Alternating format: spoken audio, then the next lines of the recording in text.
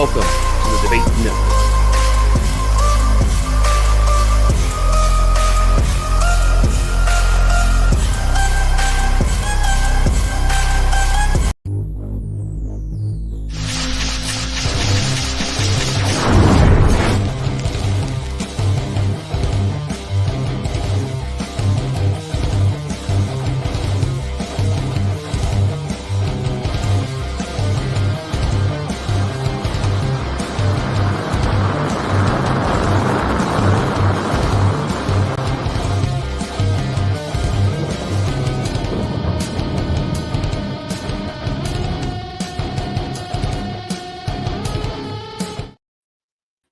The following program is rated TV MAL. It contains strong language and is intended.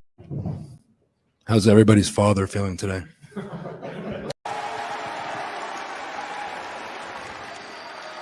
Go fuck yourself.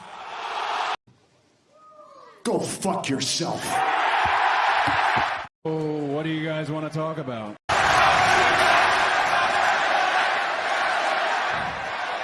Let me talk to you. I'll show y'all how we do in the conglomeration, baby. That's right, because we're about to. That's right, folks. The conglomeration right here. That is right. And we're live, ladies and gentlemen, and welcome to the Circle Debate in Time Wrestling Podcast, episode 212, the Redemption Debate. Because it is. We just saw a full redemption this past weekend on Labor Day weekend. Hopefully everybody had an incredible time on your Labor Day weekend. Hopefully, and we appreciate you for joining us that weekend for the watch-alongs for Bash in Berlin and for NXT No Mercy and for Monday Night Raw Dogging with Friends with Benefits. And Tuesday night as well with the Redeemer himself for Tuesday's NXT watch-alongs. But like I said, folks, I'm here with Familia. Myself and my all. I bleed for these two men, but I got to introduce my two hosts right here. First host, of course, he is the Redeemer. He is a conglomeration of the network, baby. That's what he is. He is the conglomeration of everything all here, folks. Because I'm not just the coolest, and I'm not just the best. The Redeemer is back. That's right. The Redeemer. That's right. I am the link between these two amazing networks. It is Thursday, and you know what that means. Circle of Debate, live and in your face, and you know what that also means. The Redeemer's here, and it is always game over. That's right. It is all right, folks. It is. Oh, yes. Yes, baby, yes. And of course, we have, even though he does care, right? I don't care. He does, all right? This man, oh man, what can I say? He's not the man of 1,000 words, but he's attorney at law, folks, because he's not only just a host here, okay? He's like, he's everything, right? I'm a dude playing a dude disguised as another dude. That's what he is, I'm a dude disguised as another dude. That's right, because he is Mussolini and Kennedy. He's the motherfucking Pepsi. The attorney at law that fights for you for $3.99. Oh yeah, ain't that right, Justin? Oh, that is always right. Remember, you also get that free can of Pepsi, but you also must remember that PepsiVille and Pepsi are not responsible if you see the wrong can of Pepsi. Top Rope Wrestling Talk, Circle Debate, and Game Breaker Sports are all responsible for this ad. That's right. Money's on the way. It's on the way. Call PepsiVille today, right now. That's right. What's happening, baby? How was your Labor Day weekend? All right, excellent. I have opened up my new law practice, the conglomeration of debate. Oh, bro. That is my conglomeration of law. Let me tell you something. You just come back by everybody's lawyer. Oh my God. Remember, because he's a dude mixed in with another dude on top of another dude with another dude behind him. That's right. I'm a dude playing the dude disguised as another dude. I fucking love that. I had to get that shit. Oh, it is wonderful. I had to get that because the missus wanted to see that movie, and I just remember I'm gonna use this clip. I just had to. Oh my god, I love it. Yes, I love it. Oh my god, that's wonderful. Yes, but It just killed me. I just died on Circle of Debate. I didn't think that's possible. what's going on? Temple. Temple. What is good, bro? Oh man, but I got one more clip before we get into any actions. I got one more that I brought it up on, I think, on a chat on Game Breaker Sports, but I had to. Griff Garrison! Whoa, who the fuck is Griff Garrison? This is Griff Garrison! Rest in peace, Brody Lee. Rest in peace, brother. Who the fuck is Griff Garrison? I had to get that clip. Griff Garrison, if you're listening, we love you, but it just that was the most funny. Oh my lord. All I right. love how John Silver was so serious about that. He was just like, who the fuck is Griff Garrison? Man, folks, let's get into the action today, folks. But before we do, let's get into, we're not gonna, just very quick on what happened. There was a lot of things that happened on this past Labor Day weekend. Two events that happened that same Friday. TNA Wrestling Emergence.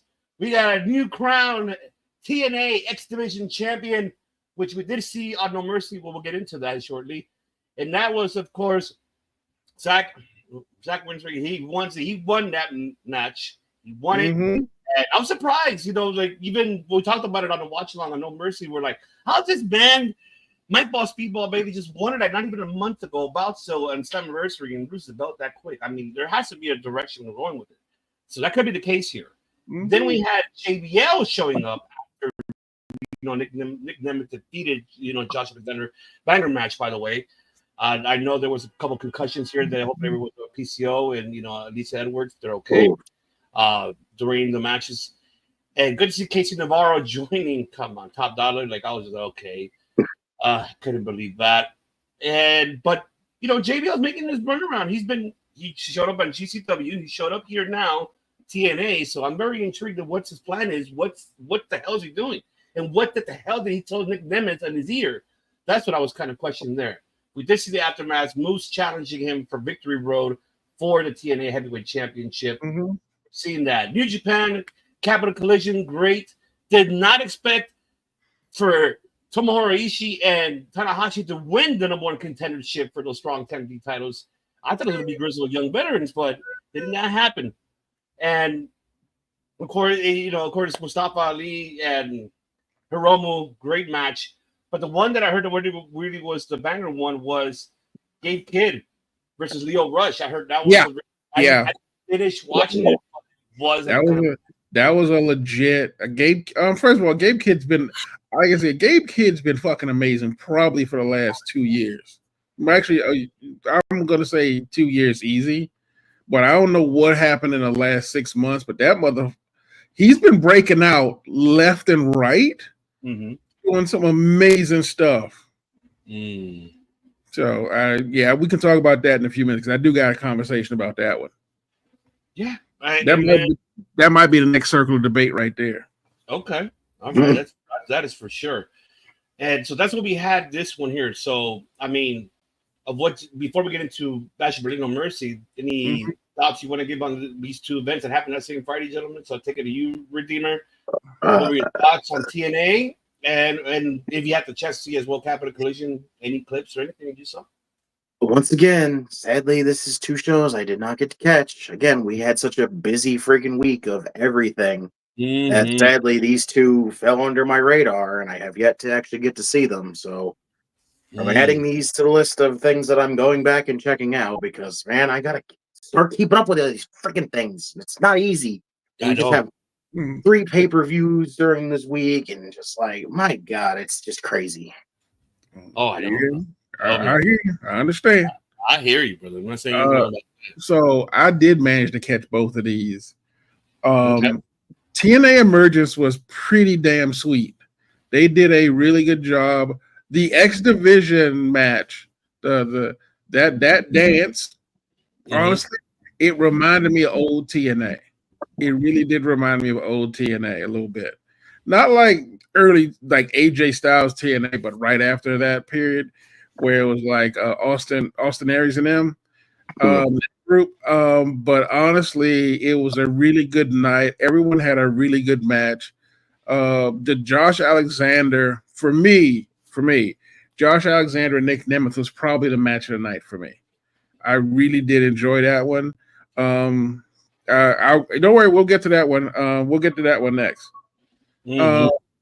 So overall, TNA Emergence was a solid, great show.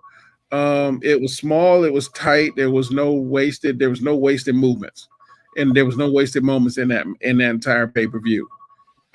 Truth be told, every match pretty much killed. So and like I said, it's one of those pay-per-views you can go back and watch anytime and just really enjoy that one. So I can add in regards to like the actual whole stuff on there. I mean, like you said, the X Division got named. We had a bunch of guys come in, and I mean, other than the JBL side quest, which apparently he seems to be doing all over the place. I'm actually pretty okay with that, because even though Temple thinks NXT TNA is dead for the partnership, JBL's a WWE guy. He's not, it's honestly, he's like one level below Taker in regards to loyalty. Like literally, he's like one level below Taker on the loyalty. So if he's out here doing this side quest in these places like GCW, which I'll probably say is probably a freelance thing, but the visit to TNA felt real planned and specific, because he came in right as Nick Nemeth won the championship and beat Josh Alexander. Comes in, sees him, says something. And if that's not a sign of a long-term storyline that I will admit, and I'm with Justin, taking goddamn forever for it to happen, I'll give Justin, like I said, Justin, I was like, I'm patient, but I understand. It is taking a long time for that partnership to flourish. But like all these little, like, I guess we can call them like these little drop-ins of guys here and there and women, wrestlers. I can see people being frustrated about it. I'm enjoying it because they are doing it much better than the ECW, quote unquote WCW, like championship. So, and it's a lot more measured, and every match this time around actually does mean something. And I don't know. And when we get to NXT, we'll talk about the pairing that happened there. And I don't know what the hell that was. Between Rosemary and Wendy Chu. I don't know what the fuck that is. I don't know what to do with it. I literally don't know what to do with that. Like, what else do you do? Exactly. So I'm still cautiously optimistic and real hopeful that this is actually going somewhere strong. And for Capital Collision, everything happened well and the matches all went well. The only thing I'm upset about is that Mercedes Moné won. But I will say this: she looked a lot better. She did. She looked amazing. She looked amazing in that match. I mean, honestly, it looked like old Sasha Banks for a minute from NXT. Okay. So yeah, she did get much better. Like, I don't know if it just happened to be timing, or like I said, she got enough of the ring rust off by the time Capital Collision showed up, probably. But she looked great, and it was a really good match. It was solid. Your girl unfortunately did not win with Trish Adora. But the upside is it looks like it's still going to keep going on for a little bit longer, because I think I think they just called out. I think they called out somebody that they're going to do a follow up on. So Viva Van's going to be. I think Viva Van's going to be doing some more stuff with New Japan for a while still. Oh, thank God. Yeah, I'm waiting for that too. I'm just Viva. I just want you to be. And I'm gonna tell you right now. If you want a clinic in technical wrestling, Temple touched on this. Teton and Zack Sabre Jr. was ridiculous. That was fucking ridiculous. Really? It was legitimately, like, honestly, it depending on who you are, you're gonna probably say the match was boring. But truth be told, that was a solid technical match with like some solid moves. Like, truth be told, it reminded me a lot of like, and you know, I only gonna use his name for the match, but Kurt Angle, Chris Benoit, when they had their Iron Man match, it literally like that was a technical skill in the ring on this one. Like, and you know, so I was actually I was genuinely surprised that was the match that we got, because I actually thought it'd be a little more, a little more high flyery, if that makes sense. I'm not really surprised Grizzly Young Veterans lose, because I think they have a program coming up in AEW for a while. So it doesn't really make a lot of sense for them to win that tournament and then have to go back and forth between Japan and the US, or at least North America, for matches. So I mean, yeah, it can be done. I just think if you're New Japan, it's like we can't be doing that anymore. So, I mean, with the way Tony keeps bringing in New Japan people, I don't see why they couldn't, but I don't think you should take that chance. Yeah, exactly. So but overall, Capital Collision was a great night. If you got the New Japan app, I believe it's up there now for free. The actual airing, you had to pay for it to actually get it, but it should be up there now. Yeah, it's up there for free now. Yeah. So, and even then, it was only $20 on the app anyway. So yeah, oh, that's good. It was a really solid. Like I said, it was really worth it. Yeah, I did mostly everyone's on my socials. That is the NXT TNA partnership. We're gonna get into that, Temple. Yeah, we'll get into it. We'll get into it, man. We'll get it. I hear you, but we'll get into it. Right. Yeah. On the one hand, he's right. On the other hand, he's not. I like to say he's not wrong. He's also not fully right either. So, but we'll talk about that some more later. So, but yeah. So other than that, if you get a chance, take a look at these. These are great shows for everybody to watch. It was these. I mean, and honestly, if you just like pure wrestling, this was the show. TNA, the good thing about TNA is that their pay-per-views, they do the thing where it's like, even if you don't know what the storyline is, they do enough background work for you. And it's not the whole storyline. It's just enough that what got them to the pay-per-view right now, which is the best part about it, which makes the TNA matches so much better. Like, it's so much better. All right. That's the thing I love most about TNA. See what else is there. I'm sad because we got no Ash by Elegance. Oh, Phil, why? Why? I knew you were gonna say. I will be honest with you. There is a part of me it is hard for me to hate on any wrestler, because getting up to that level, it does say something about you. So everyone gets a pass with me. Like, I give everybody a second chance. So I'll put some hope on somebody. I'm put some hope on somebody. Oh man. Even I can't believe you would do that. Like, even though it's a terrible gimmick, it's a Timu Tony Storm. It is a terrible storyline. She can still wrestle. She's like, if you tried to order Tony Storm on Timu and then it came in there and it was broken. I mean, everybody keeps saying it's Timu Tony Storm. It's not. It's actually Timu Natalia Natty when she had them damn cat ears. I have never seen Natalia show up out of nowhere and just be like, listen, I'm going to just copy someone else's gimmick and be like, I need an announcer for myself. Oh, no. I'm saying Ash is actually copying Natty's gimmick with the weirdo thing. Remember she had the thing with the cat ears and being really like cat. Is that like an everyday thing though with Natty? It is now, but I mean, when it first started, like it was actually part of storylines, and she just shows up anywhere as long as she has cat ears, she's happy. Yeah, exactly. So, but Garage by Elegance. I mean, the problem I have, and this is me, even if you are a terrible wrestler, it's like any given Sunday. All you need is one good moment, one good match, and all of a sudden your shit turns around in a minute. So I can't really say there is no hope for no wrestler, because honestly, I keep thinking about Nia Jax. That's a good point. Remember, we dragged that woman day one, and when she's hell and back, yeah. And when they cut her, we was like, thank God. And when they brought her back, he was like, Triple H, what the fuck is you doing? And then all of a sudden, we're like, oh.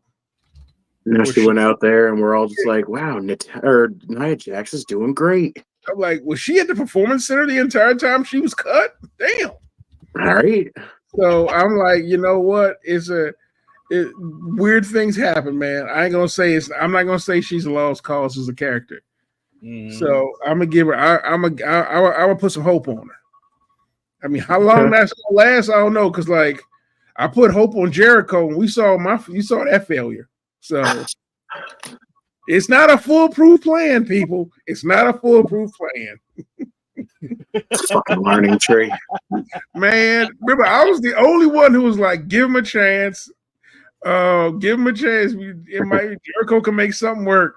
It's been what, 3-4 months now, maybe 5, and it's in down the tubes. Yeah, it's not making it happen. Yeah. So no, I'm with you. I'm with you on that. Oh man. Now, wait, whose ringtone is that in the background? Yeah, that is mine. I'll be right back. My bad.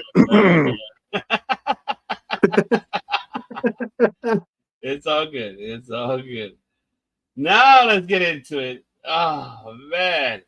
See, that's what happens when you're attorney at law, folks. You get a phone call. You see, I need my help already. See, he's getting calls already for cases. Exactly. Yep. And then he's gonna Griff Garrison. Whoa, who the fuck is Griff Garrison? This is Griff Garrison. Who the fuck was that? Exactly. See? That's how you were when you asked Griff Garrison. Whoa, who the fuck is Griff Garrison? This is Griff. I know you were. I know you were. Before we get into numbers, let's get with Bash in Berlin. Because I want to debate this because I heard somebody on the chat. Yeah. I stand by that statement, by the way. Oh shit! Okay, now I'm ready for this one. I want him. I'm just like, really? I cannot believe this shit. That's how it was. Like, I understand. Like I told you, for me, I feel like of this pairing, Bash in Berlin was the weakest one. That's not to say it was not good, because it was. Mm-hmm. But honestly, it felt like the weakest one to me because it didn't have any more forward momentum after the pay-per-view was over. Like, gimmick wise, I don't know what we like. Everyone in this on the Bash in Berlin side, what are they doing now?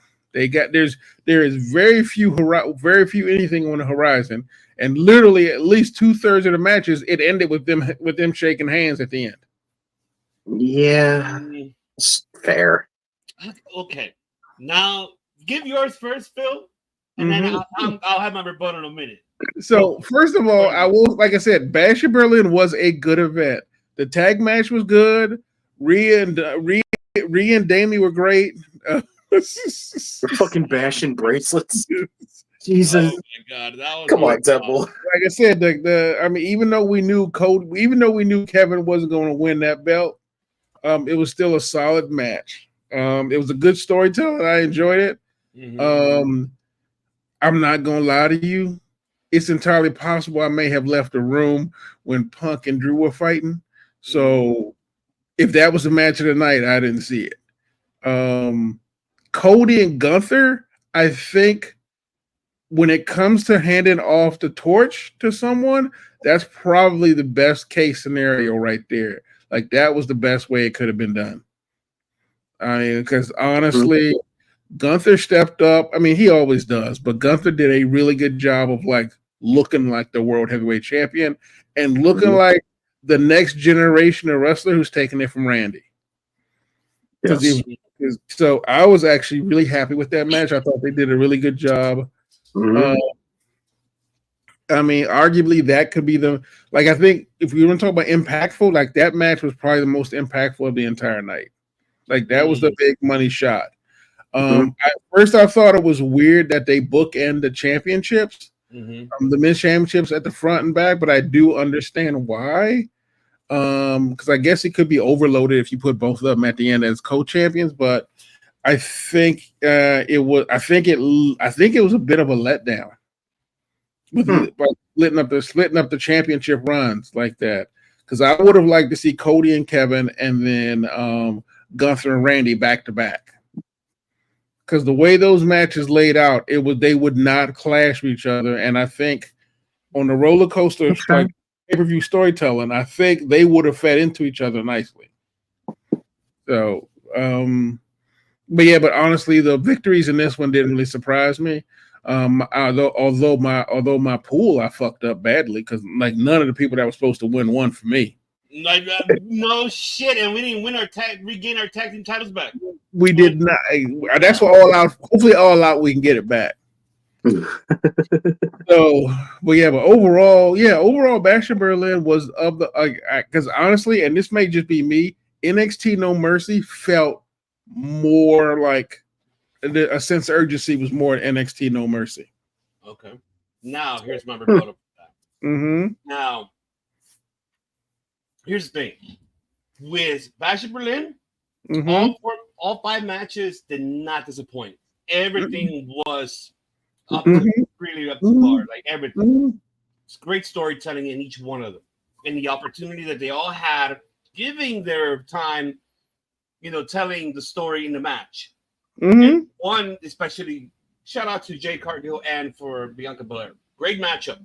Even for Isla Dawn and Alba Fire, they did a great job in handling that matchup. They did fantastically. All those 4 women, kudos to them. They did great. Cody and Kevin Owens, the same. It was a great storytelling in the ring. Owens wanted to go heel so bad after his knee and everything else. Like, I just want to just beat the fuck up. But man, the way how it ended, like, it was awesome. It was good to see. We saw a little bit of NXT of Kevin Owens in this one, a little bit of it. Aggressiveness that we saw from that. Even though he held back in certain times, which most of the time, of course. But that was another great storytelling. Great opening matchup, too, because I was like, oh, shit, we did not expect that. No, it was unexpected, that happened during the match. Punk and Drew, even though people are, some people in IWC didn't like how the strap match is now with the lights on. I like it because it's different, it's better, instead of relying, because then you lose count. What the fuck did he touch there? That you lose fucking count. It's a great call to do it that way, and I think they should stick with that type of mode of strap match moving forward if they're going to bring that back, to it again. And Michael Cole said it best. That's Punk's first win, and actually WWE. It is on television, not maybe on live events, but on television. But it was great to see that. It was good to see, of course, the Terror Twins with that pickup win. Great work. I enjoyed it. It was great. It was another great storytelling there. Didn't disappoint at all either. Even though we're teasing that the feud is going to keep going long, we'll get into Raw. But Randy Orton and Gunther, this was the passing of the torch, because you could tell, like, right after the match, Randy said something to him for Gunther to be like, you can see his lips moving, saying, yes, sir. Thank you, sir. Oh, yes, sir. Randy pretty much said, you got it down, kid. Hold on to this now. You are the future now. Pretty much Randy passing the fucking torch this match. And it was great. I know people are like, what the fuck? It wasn't a pin ending or a sleeper ending. So what? I mean, at the end, it's protecting, not only just Gunther, but also Randy. And this was an aggressive matchup. Randy's Randy's taller than Gunther. 2, Randy's heavier, thicker. Like, man, it's sexy beast right there. But man, as I can tell you, the match was great. Great storytelling there overall. This was the passing torch for Randy to give to Gunther in this matchup, and he did it very well to do that, and Gunther took it in his hometown, in where the area he grew up at, to take it that way. And even though the crowd was more with Randy, but then towards down the middle, they were more between both. And the match didn't disappoint. It was great storytelling at its best.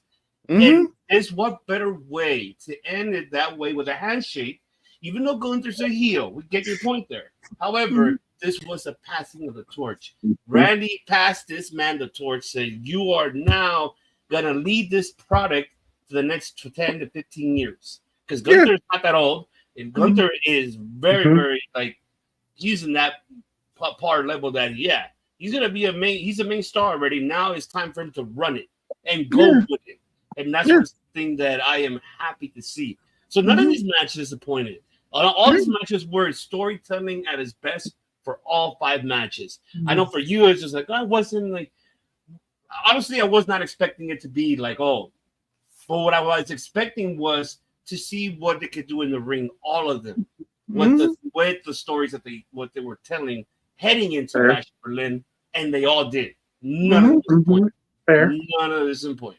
That's the reason why that handshake happened after the match, and great that ended with that being the main event.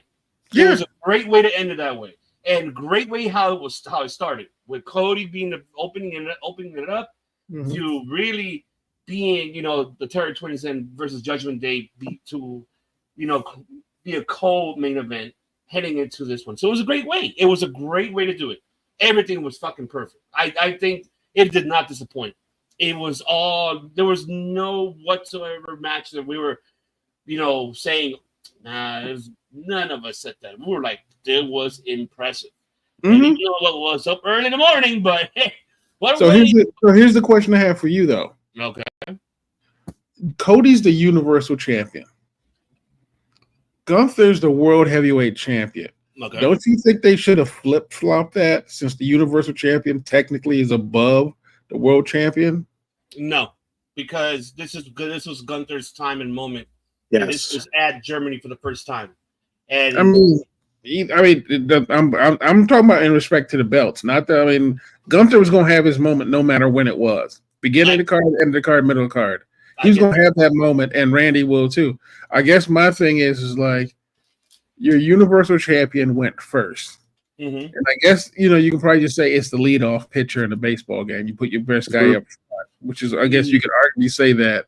But for me, I was really wondering the decision as to why. I was really questioning the decision to have Cody go first, because it just felt like I would, like, for me, if it's Gunther's debut, I have him front and center first. Like, I'd have him I have him as leadoff for me. But again, it's a 50-50 shot though. So like I said, both sides would have worked fine. Having it at the end is fine. Like I said, I was only worried about the fact that the nature of the belts that they both carry. The future Tom, baby. That's right. Mitchell said, hi, I'm hey. We'll get into NXT in a bit. Gunther is not even sure. He's Austrian. Yes, I know that. He's Austrian, Hungarian. Close enough in Germany. That's why. It was still that. They're neighbors, but it's not the same. Not the same. I get that. But I get your point with that. But remember, if we want to go back, we could go back during the time when it was way back, what I would say Ruse's Aggression era. It was kind of the same. There was pay-per-views that the World Heavyweight was the main event and not the WWE Championship. Yeah. So it was the same thing. Here in this case, I get your point about Gunther should be the one opening it, but at the same time, you want him to close it, especially a veteran like that with Randy Orton.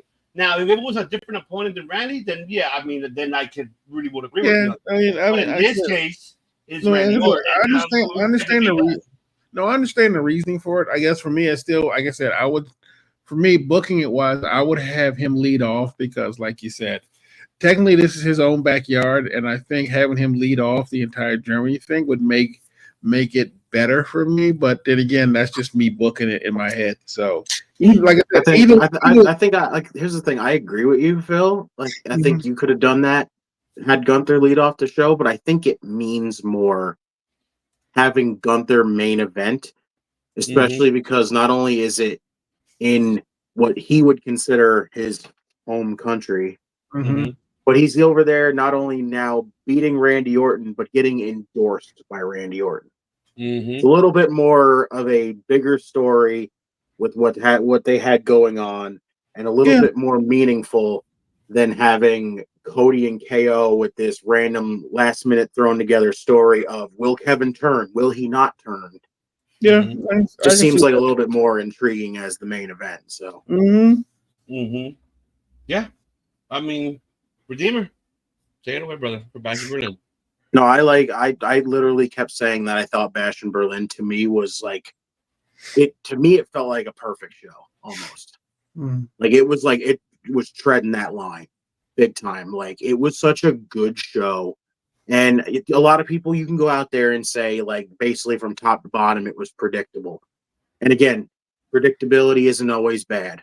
This was kind of one of them situations. The matches all delivered, every single one of them from top to bottom.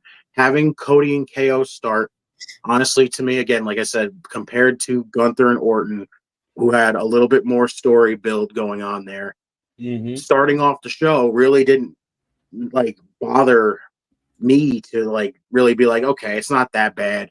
Having Cody, like everybody else is out there going, that's your guy. That's Cody Rhodes. That's the face of the company. And he's starting the show. He's curtain jerking. I'm like, Jesus God, you guys are just fucking reaching at this point for everything you're freaking doing at this point. You're trying every little bit that you can to freaking downplay Cody's reign because you just don't like Cody. It's all it is at this point. I enjoyed Cody and KO simply off the fact that it played into the will Kevin turn thing, but it kind of, to me, came off as Kevin showing his growth more. Like, it's not like Kevin has done all this thing where he's backstabbed all his friends, all the people like around him. He's backstabbed them for every like justified reason according to him. This is that moment where it's like, you know, he can do it. He knows he can do it, but he knows it's Cody. It's somebody that he's had his back for so long right now. Does he do this? No. It was the progression of him showing the growth that I don't need to backstab this man. I could beat him. But again, he just didn't have it in him to beat him. And that was what I liked about it. It was kind of like a growth thing for Kevin Owens, where I honestly still, I don't think he needs a turn. I don't think so, because we have a bigger turn coming forward, like from here, and I'm ready for it. I can't wait to see what happens from there. Okay. So, but other than that, like for the most part, it's the what is it? What was after that? Let me see if I can find. I had the card pulled up. After the first matchup, it was I think it was the tag team titles. Yes, women's tag team titles. Yes. I thought that match, honestly, Bianca and Jade and Unholy Union delivered. It was better than what we thought it was going to be, basically, if you think about it. Like, we kind of thought going into this, we were going to be like, oh, man, it's just going to be another women's tag team title match, and we don't know if it's going to deliver whatsoever. And it really did. It really delivered very, very well. And I was happy that Bianca and Jade actually got it back. Like, and again, they didn't really, like, bury Isla and Alba in the process here. Like, they basically still kept going, like they could be tag team champions again. And I don't think a lot of people would be against it, which I'm ready for. Like, I think now you can start building towards, if people are talking about a turn from Bianca and Jade, this is your time to start building that during the reign.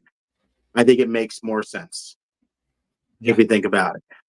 Yeah, no, you're right. Punk and Drew, again, it's the traditional strap match. We didn't think, like, we've seen strap matches, most of them with pinfalls deliver more, but they did the traditional one, and I think they killed it here.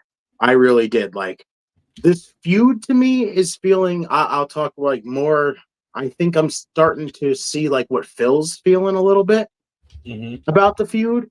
How I feel like it's kind of losing a little bit of quality here, but I'll get to that when we start talking about that on Monday for the Raw thing. But I thought this match delivered. Like, having Punk do that whole GTS per corner was a hell of a way to finish it. And the fact that he got the bracelet back, I really didn't think he was going to get the bracelet back. It just felt too soon for him to get the bracelet back. But I have my thing about the bracelet when we get to, like I said, when we talk about what happened on Raw. The Terror Twins winning, I wasn't disappointed on that. Like, I honestly thought they were going to have Judgment Day win just so they could keep kind of making them look strong. But, because you know how everyone's kind of going off on the new Judgment Day, they're like, it's a little bit of a weaker version of them now. But I think it's a pretty good version of them. You want to keep making them look strong, but you kind of want to start building towards more progression for the feuds between Priest and Finn and Rhea and Liv.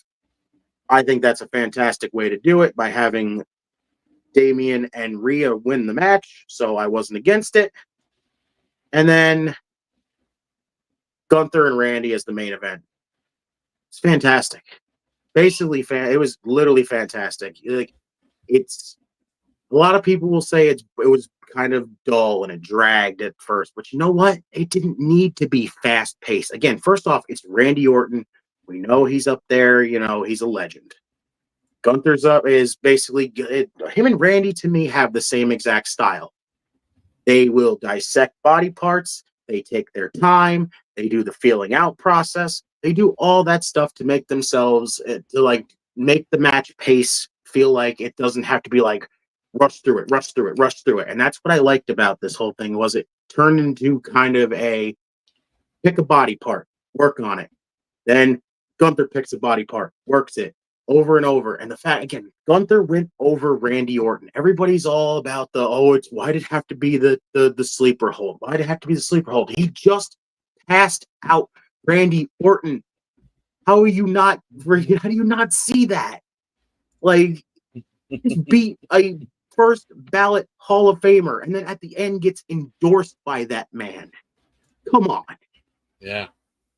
No, it was fantastic. Like, I honestly, again, I thought the show was basically, in my perspective, damn near perfect. It was just, again, it could have been predictable as all hell as long as the match is delivered, and the match is delivered. Right? The match is really delivered on it. Like, none of it disappointed us when we did the watch on nothing. Like, I didn't feel nothing was like a botch or none of that. No. It seemed like they all did fine. Everything was. If there was any bit of a botch, I didn't see anything. I didn't see anything of it. I didn't even notice a botch at all. So indulged in every matchup that it was just like, if anything happened, it was like, nope, I didn't see it. Yeah, I didn't see either. I was just like, okay, but I enjoyed it. It was really fantastic, man. I think it was a great event, man. But now, oh man, the floor is yours. Take over. I know. Oh man. I know. I know you were pissed. I know you were pissed. Wave your hands from side to side and say, oh, I believe in Joe Hendry. I'm still doing it. I will not stop doing that.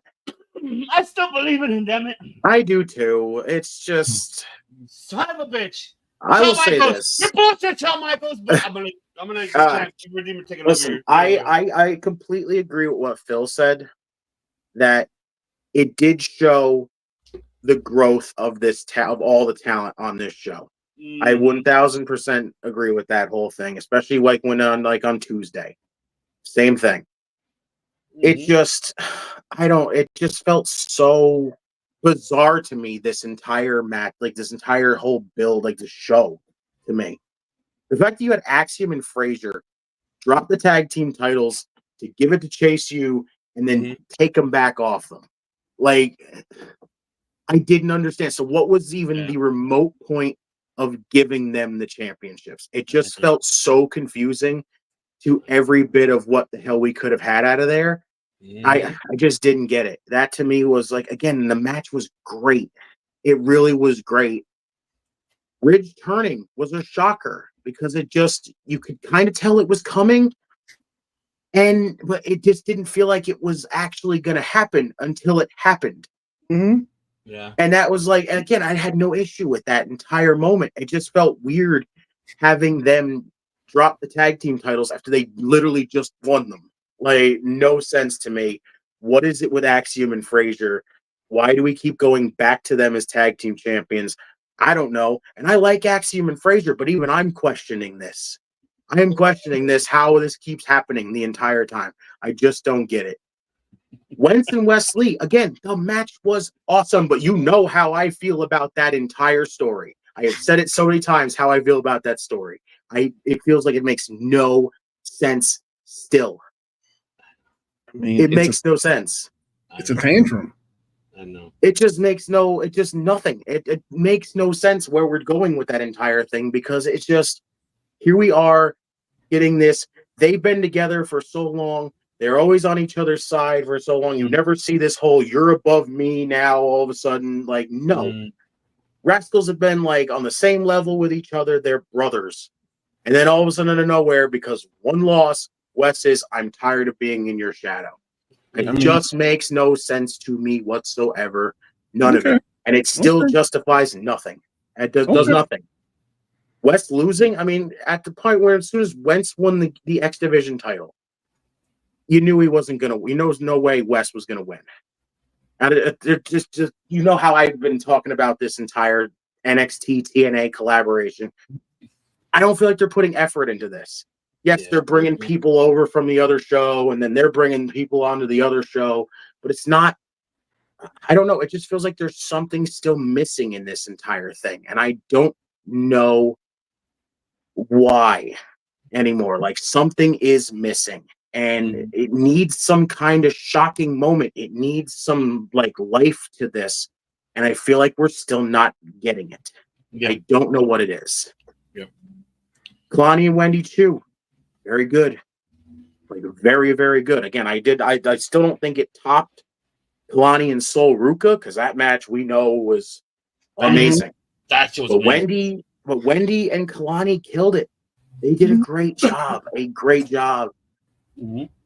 Oba and Tony D'Angelo was awesome. Big old giant slugfest, big men fight. Like it was just awesome to watch. I feel like we kind of have maybe booked Oba into a corner here. Like how do you take that title off of him? Does he just hold it and then go on and win the NXT title and pull a Keith Lee, or does he just drop it and then move on? I don't know. I feel like we're in trouble here with this situation because now, if it's not Tony, do you somehow book a rematch and then have Tony win? Because then I'm going to start throwing around the question of why didn't you just have Tony win in the first place? I do feel like we're in a very, very difficult situation when it comes to Obafemi. And that's what's really iffy with me with that. Okay. Roxanne and Jada Parker. It was a good showing. It was a great showing for Miss Parker. I love it. She did a great job in this match. A very great job. But again, you knew she was not going to win. This is another one of those situations where, again, predictability was not bad. Not a bad thing. Julia showing up at the end. Fucking awesome. Fucking awesome. Yes, Nettie Nipplemania. Let's go. We were talking about let it be Stephanie. Let it be Stephanie. Let it be Delta. Like, again, that would have been fucking wild if it was Stephanie Vaquer. It would have been wild. But Julia showing up is just as freaking wild as that. Like, that woman is incredible. And I can't wait to, like, kind of throw it in there when we start talking about what happened on Tuesday. And then bring it up right now. We'll put it all in one here. Go for it. Okay, yeah. Julia coming out and confronting Roxanne at the end of Tuesday and saying just straight up, she didn't need to say any other words. Just go out there, beat up Chelsea Green, tell her you, me, CW. I was like, that's what you needed. You want to make that CW first show huge. That is how you do it. Julia, Roxanne, Women's Championship, first episode on the CW. I'm fucking ready for it. Give it to me. Let's fucking go. Thank you, Tony. See, thank you, Tony. At least he does something right. No, yeah, I agree with you 100%. I actually think, like I said, I'm actually okay with how they're doing it slowly. Like I said, remember, if we're talking about Tuesday now, like I said, we have that. So, like I said, they introduced Rosemary and Wendy Chu. Don't know what that is, but that is a. I mean, the problem is no matter what happens, there is no storyline that explains those two hanging out together. And consider the fact they were doing promo shots together with each other in the back, it still doesn't make any real sense. But I love them as I a group. but I like it. I like it. Yeah, I mean, with you, I love it. So. And then you have, and like I'll get on Julia last because everyone, like I said, and honestly, Obafemi, I think you're right. I think they have what I refer to as the Brothers of Destruction problem. Mm-hmm. Really?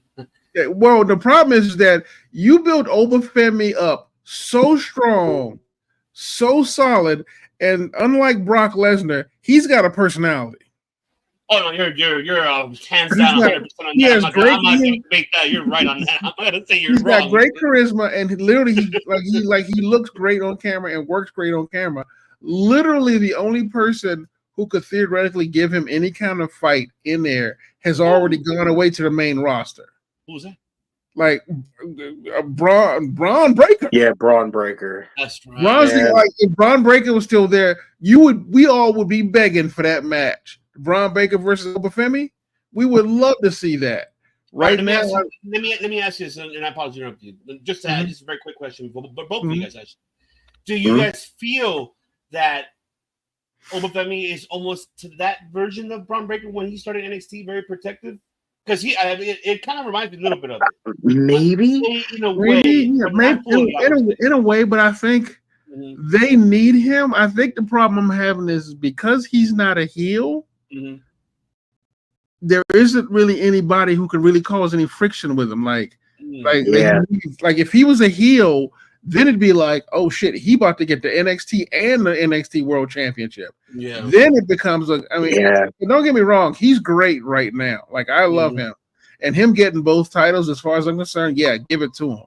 But I think the problem is, and I'm with the Redeemer. He has been booked into a corner where you need to have someone who's a whole lot worse than him come in and take that belt and basically turn NXT on his back. Yeah. We are not calling Obafemi fans that, right? Yeah. Shout out to the Ring Fanatics podcast. So yeah. Oh no.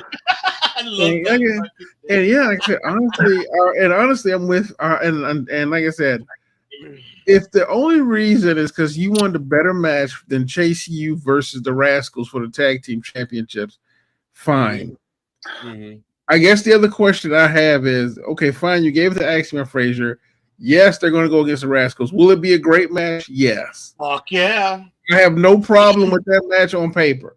No. My question is that at this point in time, the Rascals have placed themselves in a situation where it's like, no, absolutely not. But at this point, the way it's being booked, at this point, the way it's being booked, honestly, you know the Rascals aren't going to win. Like the storyline does not lend itself to even just the hint of can the Rascals win? Like I say, obviously, it makes perfect sense if they don't win. But what you want is that gray area where you're not sure the Rascals aren't going to win, which is the thing. I get it. Yes, that is true, Tabby. You are correct. I thought, I thought it moved from. I thought she moved from Italy to Japan, but yeah, she's Italian.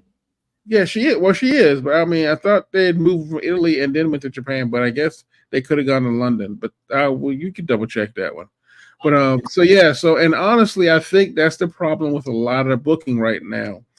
I also would like to pretty much call Shawn Michaels and say kick Ethan Page's ass because ain't no man need to have pants. Ain't no man need to. Ethan Page did not need to be wearing pants with cuffs that goddamn high. Jesus. I need some fucking sugar to talk them pants down. She is from England. She is from England. Okay, but what I will say is, but Ethan Page has been a great NXT champion. Like I honestly have thought his run has been really good. Fuck yeah, it was. I mean, even though we decided, I'll tell you this: that main event though for No Mercy, man, this is one of those situations where again.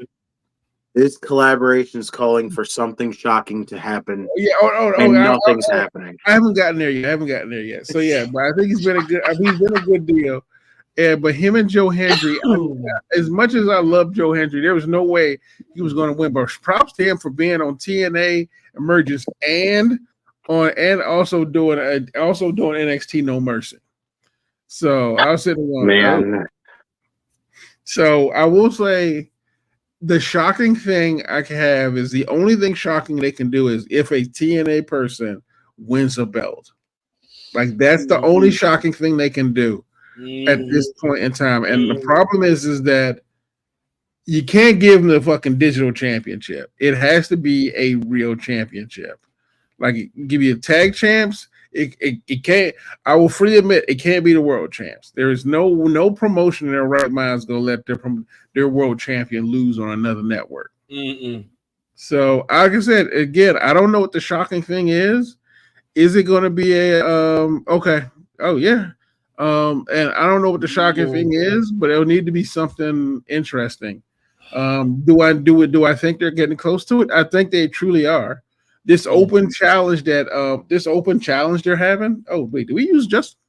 Yeah, he'll be back. His internet went down. We'll go for it. But the open challenge that Jordan Grace just announced that will be happening on NXT for the TNA World Championship is a really good tickle that something else might be going on. So I am hopeful for that one. So. Jesus. Yeah. Okay, what about your Julia one? You still haven't given me your Julia. So yeah, she came in at No Mercy. And honestly, as much as I love them, the rumors are true, bruh. We've known about it for decades at this point in time. So I was like, yeah, we know they're true, bruh. I like the aura around her. They are doing a really good job of introducing her slowly. I hope we get to see her in a match before the CW. Ideally, her against Chelsea Green would be kind of nice. Something to get the fans at least excited about her before she gets to the championship match. But honestly, she came in like a superstar. And then no problem. And then Tuesday, she came in the exact same way. She did a great job. I'm enjoying her. Like I said, I'm enjoying this presentation. I still need to hear her do a promo to kind of really get into her, but I need to see her promo next. But like I said, I was excited when I saw her. I got a little giddy. I'm excited for it. I mean, I'm not gonna lie. I would rather have her win the championship, and then her next match is against either her against Delta or her against Stephanie Vicaire. But we'll see what they do next. But I mean, I think on purpose, and I do respect this, they are being stingy about this. They are not going to just throw everything in the kitchen sink right immediately, which I know is frustrating. But truth be told, I'm actually okay with that. Okay. Give me a minute. I'm just trying to get one of these tickets.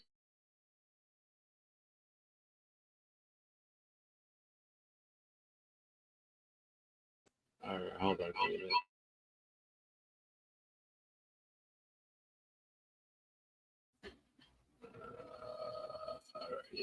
You know what I'm doing?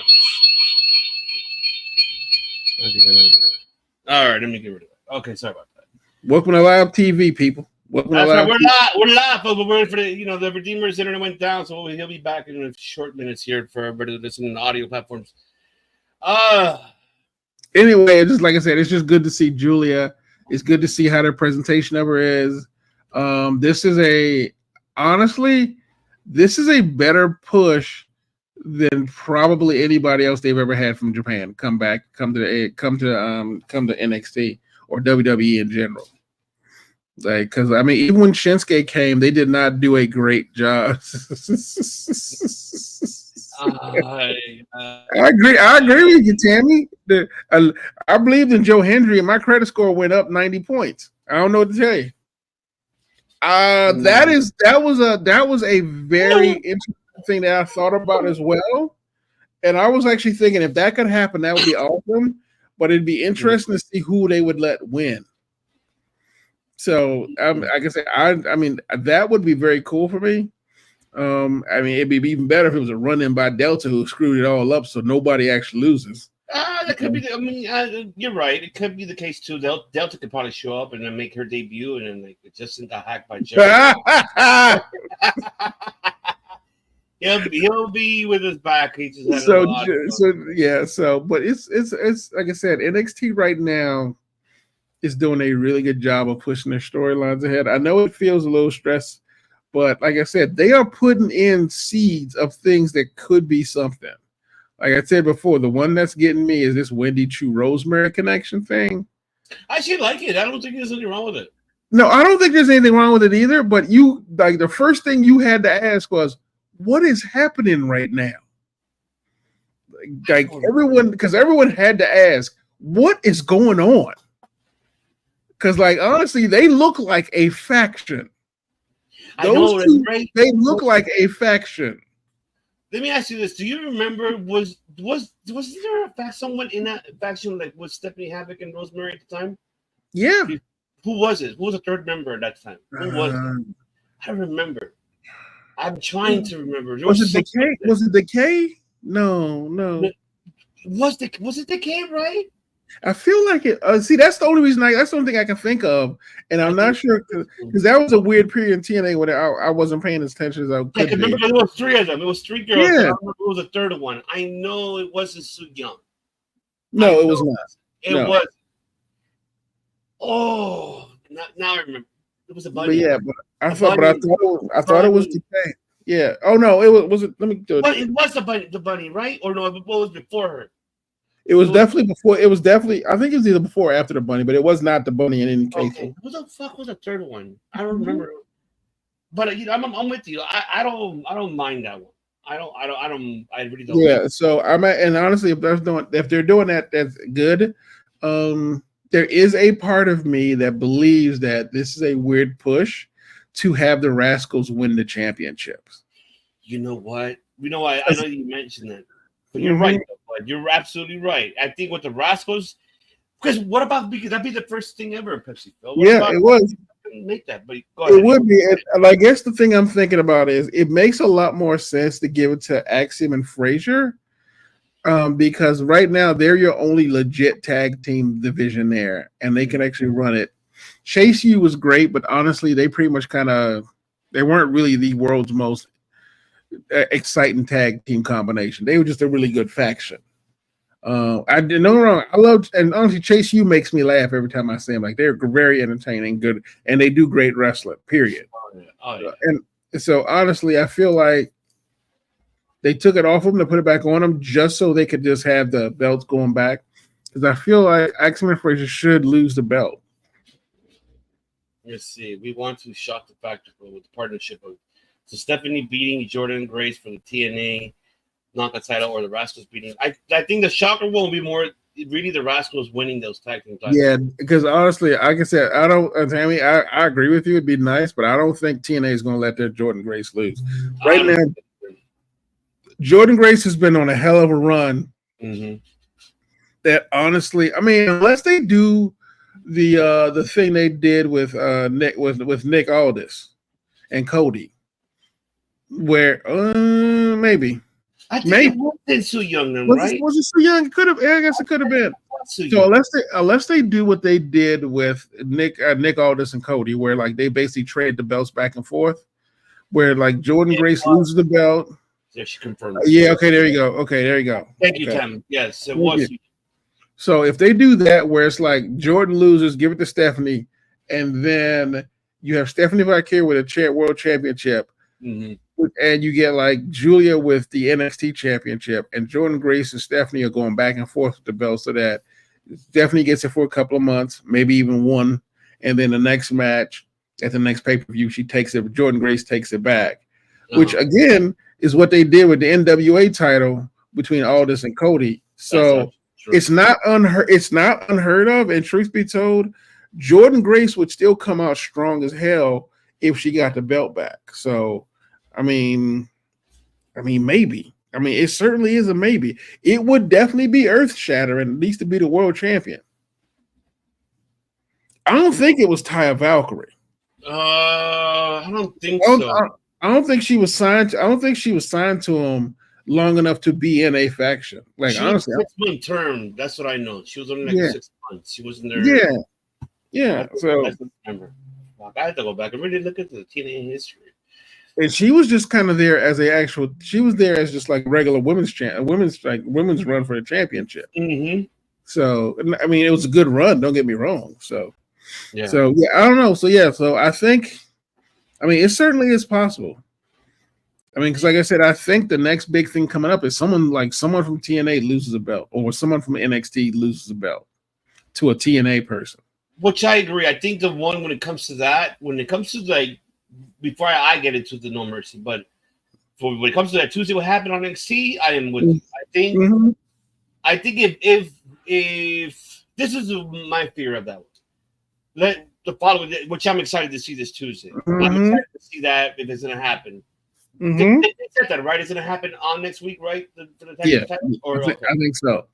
So if that does happen, I hope they win those tag team titles, because it'll be the first time ever, how you mentioned, a TNA talent taking away another product's talent. Yeah, titles. I don't mind seeing that. I'm scared that they're gonna be fucking,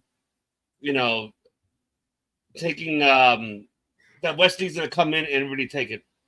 I mean, I just got the message from Justin. His Wi-Fi is completely out, so it may take him a minute to get back. Okay. I mean, the other thing we need to worry about is that Wesley may cost the Rascals a championship.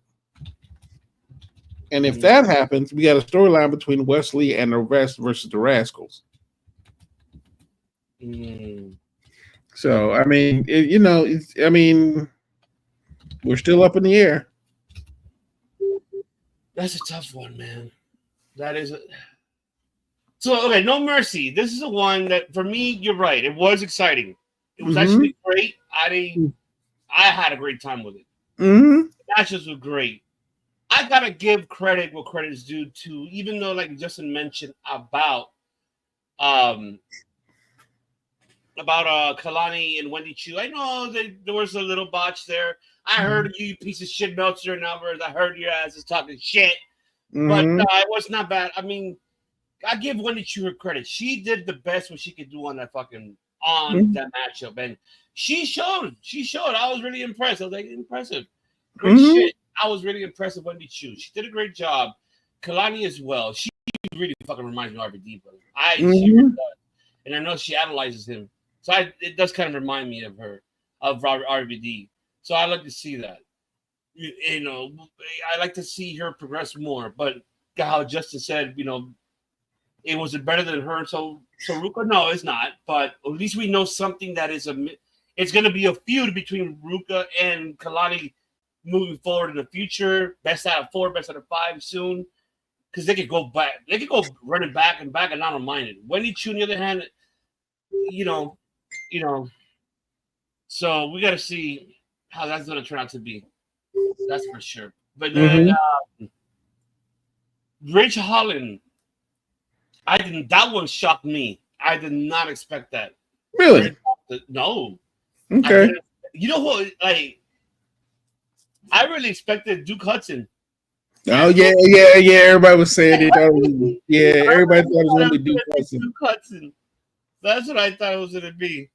I was just like, okay, all right. So I was expecting this to happen, but it didn't happen.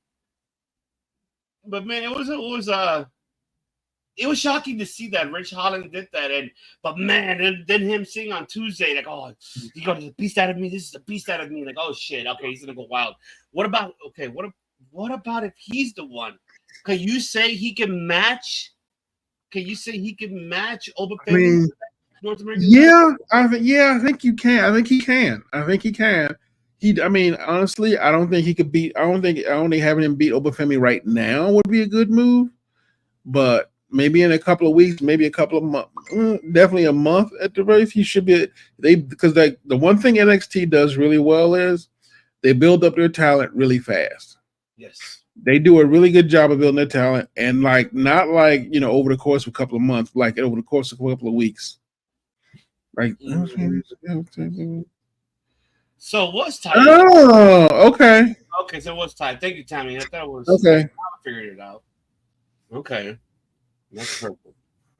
But yeah, I mean, maybe, but I I see Ridge giving him a challenge, but I don't see him winning unless Shawn Michaels decides to step further more with it and have Boba Fett step up to the world title. Unless that's the case, I don't know. Maybe that could be the case in this one. I have no idea. I mean, honestly, he is at world heavyweight title status anyway. Yeah, you're right. Right now, they're just waiting. Right now, they just need someone to take that NXT title off him, the North American title. Because honestly, unless they're going to give him both belts, you need to get that thing off of him somehow with a legitimate badass, and it could be Ridge. Yeah. See, Tama Nakano just won a world. Yes. Yeah. Yep, I did see that same title that. Yep. Hana Yep. won before she passed. Tama won it in Hana's anniversary of. Yes, that's awesome. It's already very emotional. I saw the clip of that. Yes, it was very emotional. But Julia, I'm trying to hold myself, but Julia, wow, I was really happy about that. But I know skip the other matches. But Tony D'Angelo did not disappoint. Tony, he never does. I think we've had this conversation. I love Tony D'Angelo. I hate his gimmick. Like the Italian Goomba mob boss guy. Mm-hmm. Honestly, this one's a little bit better because he's not wearing tracksuits anymore. Mm-hmm. Good call on that one for sure. But I still don't think he needed to be the mob guy. Like I just don't think. I think that's one of them old cliches that throw back to the last regime that they need to let go. Unless one of them, I keep thinking that a homeboy's going to turn his back on him. That's what I keep thinking. Maybe. I always keep thinking that because remember when they said, a long time ago, they told him like, "Oh yeah, you're now a top guy." And I'm like, damn, that means he's going to turn his back on Tony, but it never happened. So I'm like, okay. No, but you're right though. You hit it on point with that. But I'll give him credit's due. At least he's taking this gimmick, and it actually I was with you in the beginning. It didn't attract me with Tony D'Angelo with this gimmick, but he made it work down the line. Yeah, it's working, and I think it's great because now I think what really helps them. And tell me if I'm wrong on this one. This is my opinion, but I want to hear your thoughts on it. I think what really helps them is really more of those promos that they do on the fucking restaurants. Like that's some mob shit. And the way, but like the production of it looks really like legit. Like the last one we saw, like before No Mercy with him, Obafemi, I loved that one. Was awesome. It was good to see Obafemi sitting there like, yes, I'm right here. He's like, the fuck you doing in my restaurant? Oh no, he has definitely evolved the character. Like he evolved it to a level I like at this point. At least more likable, I should say. It's more likable to me. So I will give him that much credit. I'll give you that. And I really enjoyed that. And then also, yeah, I know. Why? I know. It's gonna happen. You know what? Temple, screw you, scumbag. What? You got just because we were waving our hand because we I believe in Joe Hendry. Joe Hendry. We believe it, right? Wave your hands from side to side and say, I believe in Joe Hendry. Joe Hendry. And they believe you fucking assholes. I'm hating. Did you give it a star rating tonight? Did you give me a really cool star rating? Don't be hating. But man, no, I actually enjoyed it. It was a good matchup. It was great. We got to feel. We know these two guys from outside of this product, especially Ethan Page. Did we ever expect that Ian Page to fucking be a main eventer on fucking NXT like this? Did we ever expected him to win this belt? No. But even though Joe Hendry lost, I'm still proud of the event. Yeah. I know that he hesitated to count the 1, 2, 3.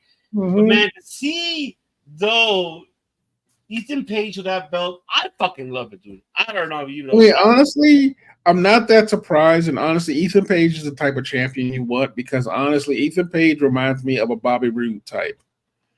Like I've always thought him like he's a solid guy, solid worker, does good stuff, good promos, and all he needed was a chance. And like I said, as much as you want to dislike him as a wrestler, you have to admit that this championship run, as in his heel persona, has been great. Because that match he had, honestly, with him and the Trick Williams thing and all three of them in that one, it was like, to me, that was great. That was fun storytelling coming out on that one. It was. Which I was excited, which I was happy for. So, all right, you know what I'm excited. You know what I want to talk about next. I know.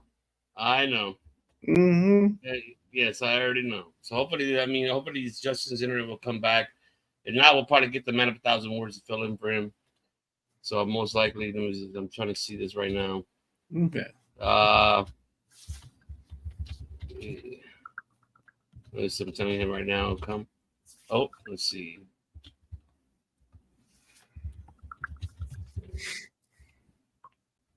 Let's see if he wants to come on in. Okay. The man. Well, before we get into AEW, I know we gotta get into Dynamite. Well, actually, no, I still gotta get into Raw very quick because I want to talk about one thing that happened in Raw that really gave me. Yeah. Let's do one quick segment on Raw. I actually didn't get a chance to watch it because, like I said, it was a big wrestling. Like Justin was right, it's a huge wrestling weekend, and it was at a certain point it just got to be overload for me. It was a lot of shit. I tell you that. But man, okay, Roxanne and Jenna Parker. For me, Jenna Parker did a great job. It wasn't bad. I heard piece of shit out versus Meltzer. I heard them. Fuck you both. I don't know if you hear me. Fuck off. But man, it was a good matchup. I really was not disappointed. It was really good to see Jada. She developed, and I think honestly, this match she needed to develop herself more, and I think it worked out very well. We saw it on Tuesday, even though she got beat up on Tuesday, but nobody came and helped her. But it's the beginning of it. Okay, tell me about Raw. Yes, Julia, great. I'm happy. I'm excited for Julia. I don't know. I'm gonna save that for another time when let's see, Lyra and back together. Oh yeah, that's what I was gonna bring up too, Tammy.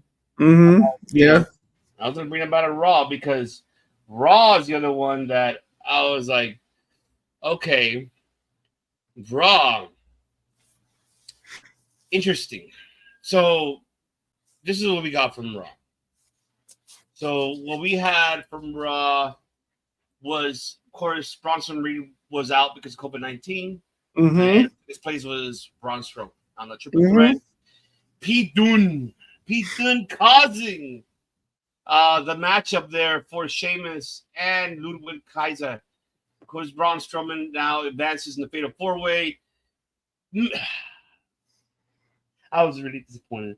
What the fuck, man? Dragon Lee loses, but at least he lost to Dragunov. But it was just a great matchup. I know it was a little botch. It was a great triple threat match. Dominic got ran off by Damien. I know that because Carlito was trying to come and get involved and help Dominic win a triple threat, but no, Damien came here to make a distraction.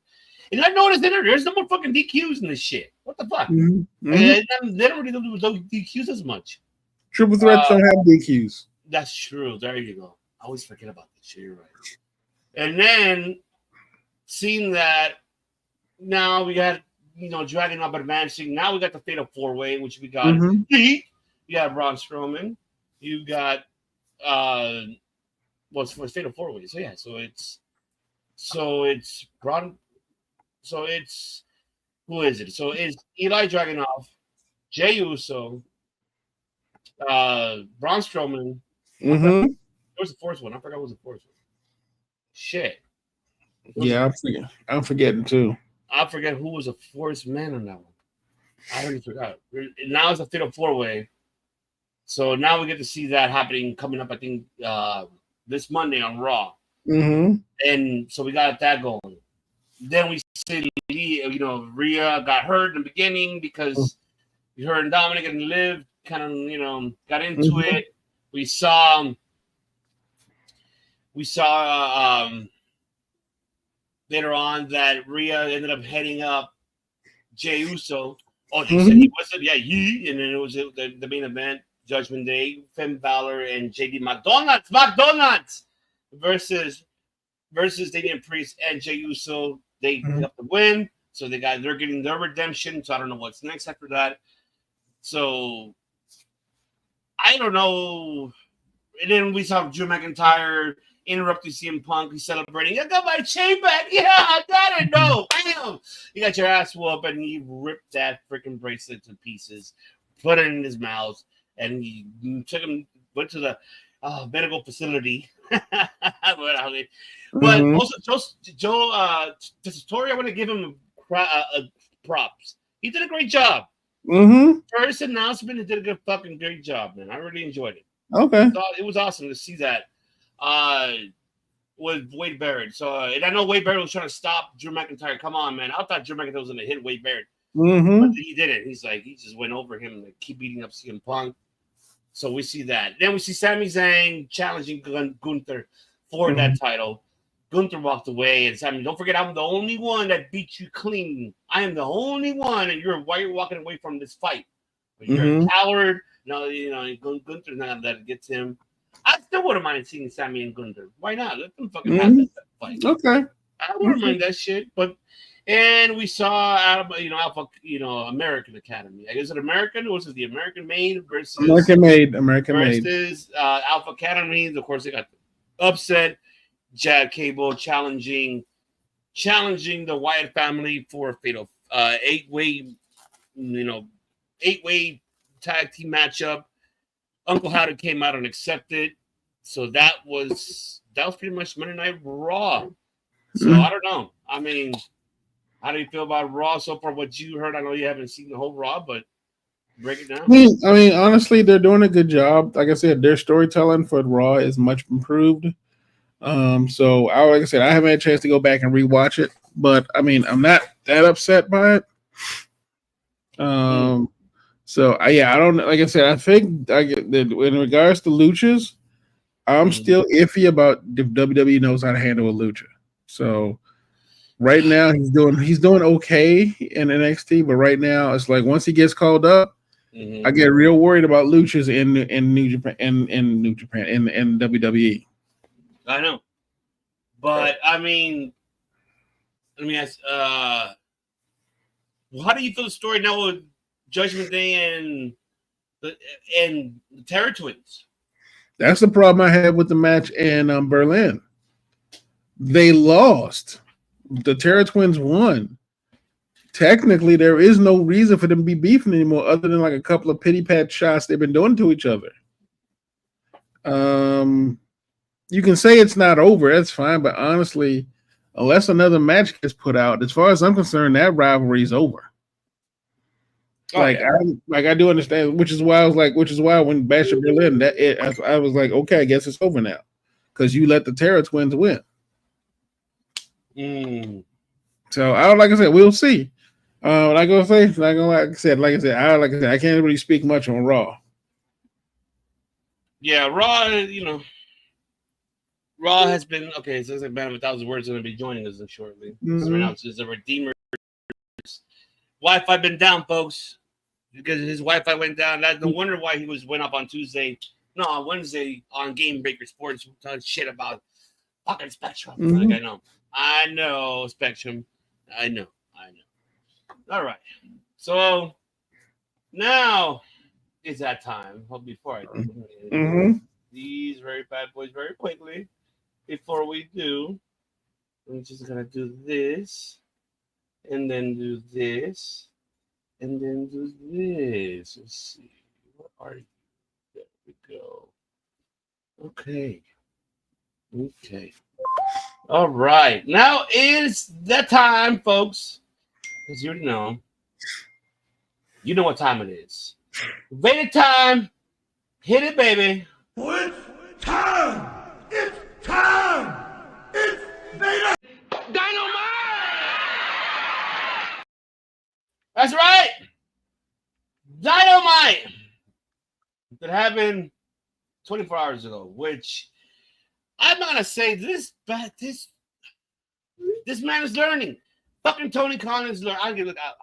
Look, just to clarify myself, I am not a fucking tribalism here or a hater of AEW.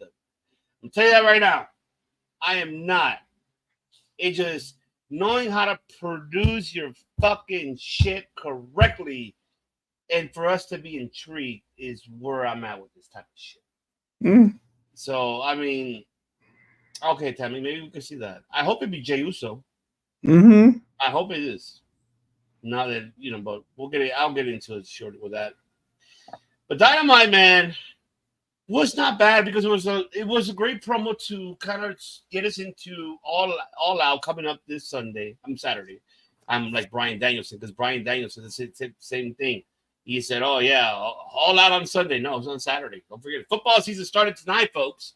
So I know people that are listening and watching, yeah,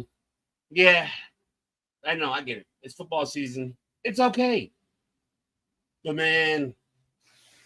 What a Dynamite, though. But can we say, I want to say very quick with Dynamite. I just want to say, Kyle Fletcher and Okada, fuck, man. That shit was a fucking banger, dude. It was a banger after banger after banger after banger after banger after banger after banger. It was a banger. I'll tell you that. I enjoyed that matchup. Oh my god. And I forgot. You know what? I even fucking went back and see. Did these motherfuckers ever face each other in New Japan? They did not. They didn't. That's why I was like, oh my god. And then we got the fucking announcement that it's gonna be, I'll say about when we get to all in predictions. But man, good fucking matchup, I'll tell you, between them. I'll tell you, that was great. Great to see that. Jamie Hayter, one of the Renegades twins, we knew that. I did hear, Jamie Hayter's reason for why this delayed. I'm glad she's okay, and I know it's going to give her time to get back up. So I'm not even going to give that shit. Right now we got someone here, but let's see. We're waiting for him to connect. Let's see if he's going to connect. And is he connect? No, he couldn't connect. Looks like everybody's, internet's down, everybody in the East Coast, folks. Almost everybody. I'll tell you that. Let's see. I do live here in the case. Maybe that could be the case too, Tommy. I'm with you on that. I enjoyed that. The John Moxley one, Marina for Shafir, I'm still like, what the fuck's going on with that one? I don't know what's going on. And, there he is, the man of 1,000 words. What's up? What's going on? Oh, man. I know that you're helping Redeemer here because his internet went down, but I know that you're fakely, so I already know that. The man of 1,000 words, our host right here for the Dojo Debate, our host here alongside with the Redeemer for the NXT. You can watch it on Tuesdays. That's right. But we're getting into Dynamite here before we even get into All In. But man, I tell you, just seeing the promo from Moxley, I don't know what the hell the fuck they're going with it. I'm curious. At least it got me intrigued. I said it last week. At least that fucking promo is getting us somewhere with it. So I'm like, all right, okay, cool. I'm invested of it. Cool, I'm invested in it. Let's see. We did have the Mariah May, Nyla Rose, good matchup. I know there was I was expecting a Nipple Mania running wild there. Respectfully, folks. Respectfully, because I don't know if you saw, there were a little bit, oh shit. I'm actually about to come out, but I've never been saving it. It was cool. From Marmray. Okay? Good to see, it was a good matchup. At least, Nyla, I know she's been on a losing streak, but she's putting over talent. Really good to see. Look, I want to save the main segment for last. We'll talk about that together before we even get into I just want to get into everything before that. Before that last segment. In the 6-man tag team matchup, it was great to see. Awesome, good shit. I think Kyle O'Reilly fits. Can we get a Kyle O'Reilly and Will Ospreay match? I want to see that. I actually want to fucking let that happen. Did you see what Brian? Did you see the comment Brian Danielson made about Kyle O'Reilly is a guy that he would have loved to have in the Blackpool Combat Club? Yes, I heard him say that shit. I was like, oh my god. Man, but it was, and then you know how they asked him about Moxley, he kind of disregarded. He didn't even talk about it. He didn't even say shit. He's like, no, I'm not gonna say anything about it. Yeah. But other than that, I mean, it was a good matchup. Very good to see that. And I know what happened with Ospreay and Pac. You know, in the backstage, we saw that. At least I'm glad they're building that fucking story. They're going somewhere with that fucking story. So I'm really happy with it. I'm not gonna like say, "Oh no," I'm happy with it. It was great. Just the promos. Mercedes, I'm sorry, but I know people are gonna be like, "Why you're not invested on Monet?" Like I am, but I'll give her credit one thing though, vaguely. I mean, she's at least now is going back to back of wrestling from one event to another, and to build her momentum. I think she needed that, which I'm kind of happy. Am I happy the way how this story was with Kushida? Hikaru Shida is no, but it's fine. I'm okay with it. I mean, I want to see where it goes. She just needs to fucking kind of like get rid of that little green and soften up. Just get in there, be more aggressive. Maybe that's why she probably decided to take this matchup very early, right away. I know with the Britt Baker is like, where is she? Maybe we'll get the match most likely. We'll see. I don't know. But yeah, man. I mean, that's like I said, I'm saving the last segment for last. But I mean, I just want to get your thoughts on what you saw so far, and also please tell me that Okada and Fletcher was like a banger matchup to you, and why the fuck this Fatal 4-Way, damn it. Oh, I love that matchup. That was a great matchup. You see, I've talked to a few people, and we've all said that one thing that AEW has been doing good lately has been developing its young talent. Even though Fletcher, you could say, is from New Japan, but he has had more of a worldwide exposures going to AEW, and they're using him week to week to week. The only question I have is what happens when Mark Davis comes back? If they pull him back and then make them a tag team, which wouldn't be bad, but I like what I've seen from there. You mentioned the John Moxley thing. Mm-hmm. The thing that intrigues me is the fact that he's using his New Japan like music and stuff. So I'm like, is this supposed to be some sort of split personality where even though like we know he's part of the Blackpool Combat Club, but he's coming out with the New Japan stuff, which he only does when he was only doing in AEW when he had the New Japan title or any type of New Japan title on him, whether it was the world title or the US title. So it makes me want to believe it's that other side of him that is kind of split from the Blackpool Combat Club, the Wild Thing music and whatnot. So it's like, it's different. So like that's my thought process on that. So it has my intrigue there because I'm like, is it something that he's going to do in New Japan as well?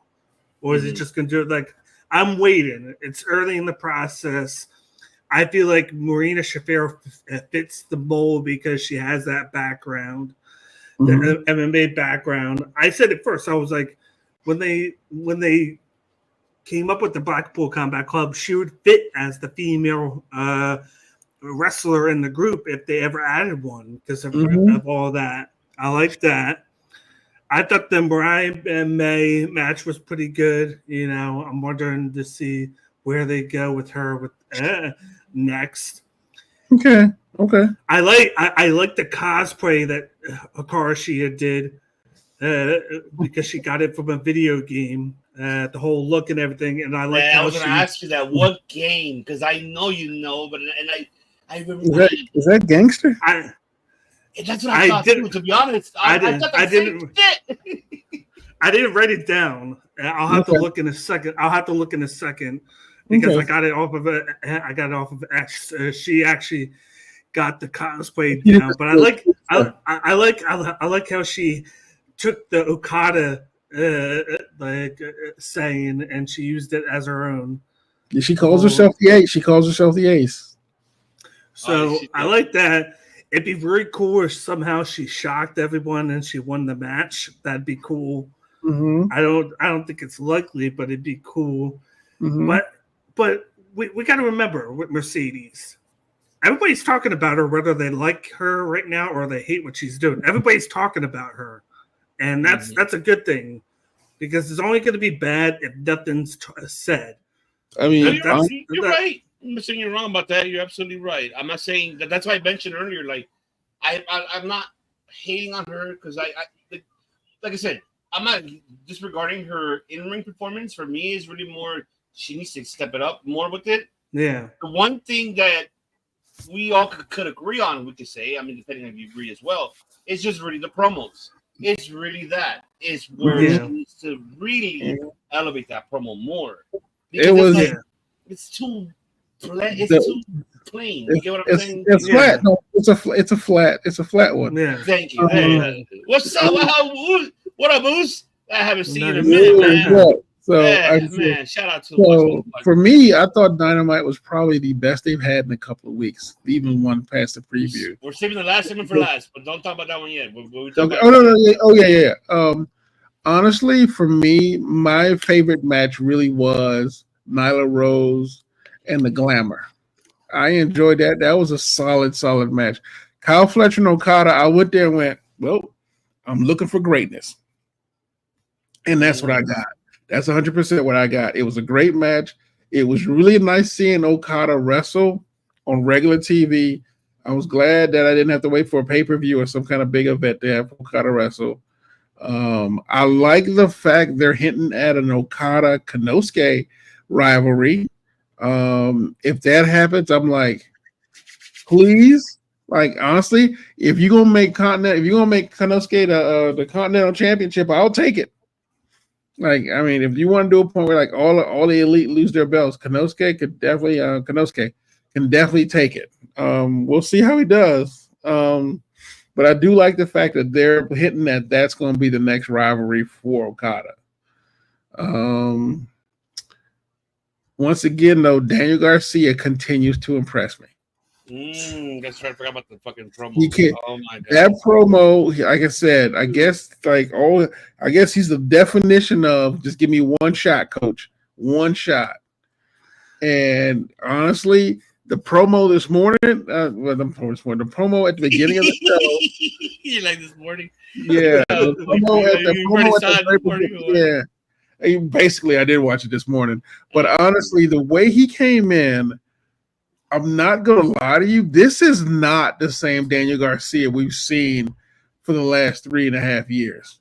This is a whole new cat. Like I said, I think working with MJF has really done wonders for him. Even though I know it just started, but I think honestly, him working with MJF really has done wonders for him. And I feel like MJF is the type to kind of go, this is great. Won't you try this and this and this and this?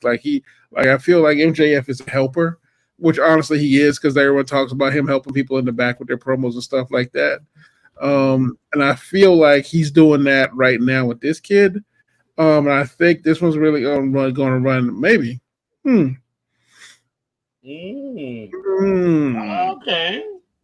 Yeah. I see you tell me. So and not to mention he's been living his best life the last week, Daniel Garcia. If you've been seeing him on social media. Yeah.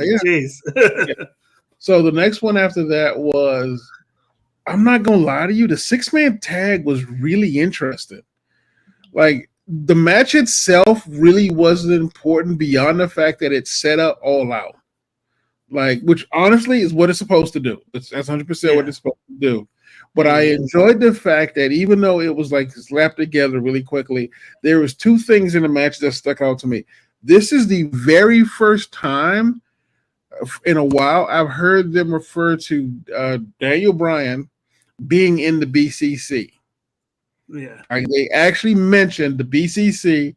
They're like, "What are you doing with what are you doing with like the BCC? What are you doing with Mox? And what about you?" And they're actually talking about the fact they're all saying the same thing. Is there still a BCC? And they actually addressed that during the commentary session. So I was happy about that. Like, Pac and Ospreay is going to be an insane match. That's going to be freaking insane. Outside of that, the rest of it was good. I mean, like I said, Kyle, every single one of them, that match was great for what it was. I'm glad, I'm glad what's the name got the pin. And I think because of the fact that the next storyline is going to be the BCC versus the Elite again, but this time it'll be like to protect Daniel Bryan. I think I'll be okay with seeing that come out of it because at the very least, this feels more logical as a rivalry and not something that was slapped together. At least for me. What happened after that? Go ahead. Let me go for it.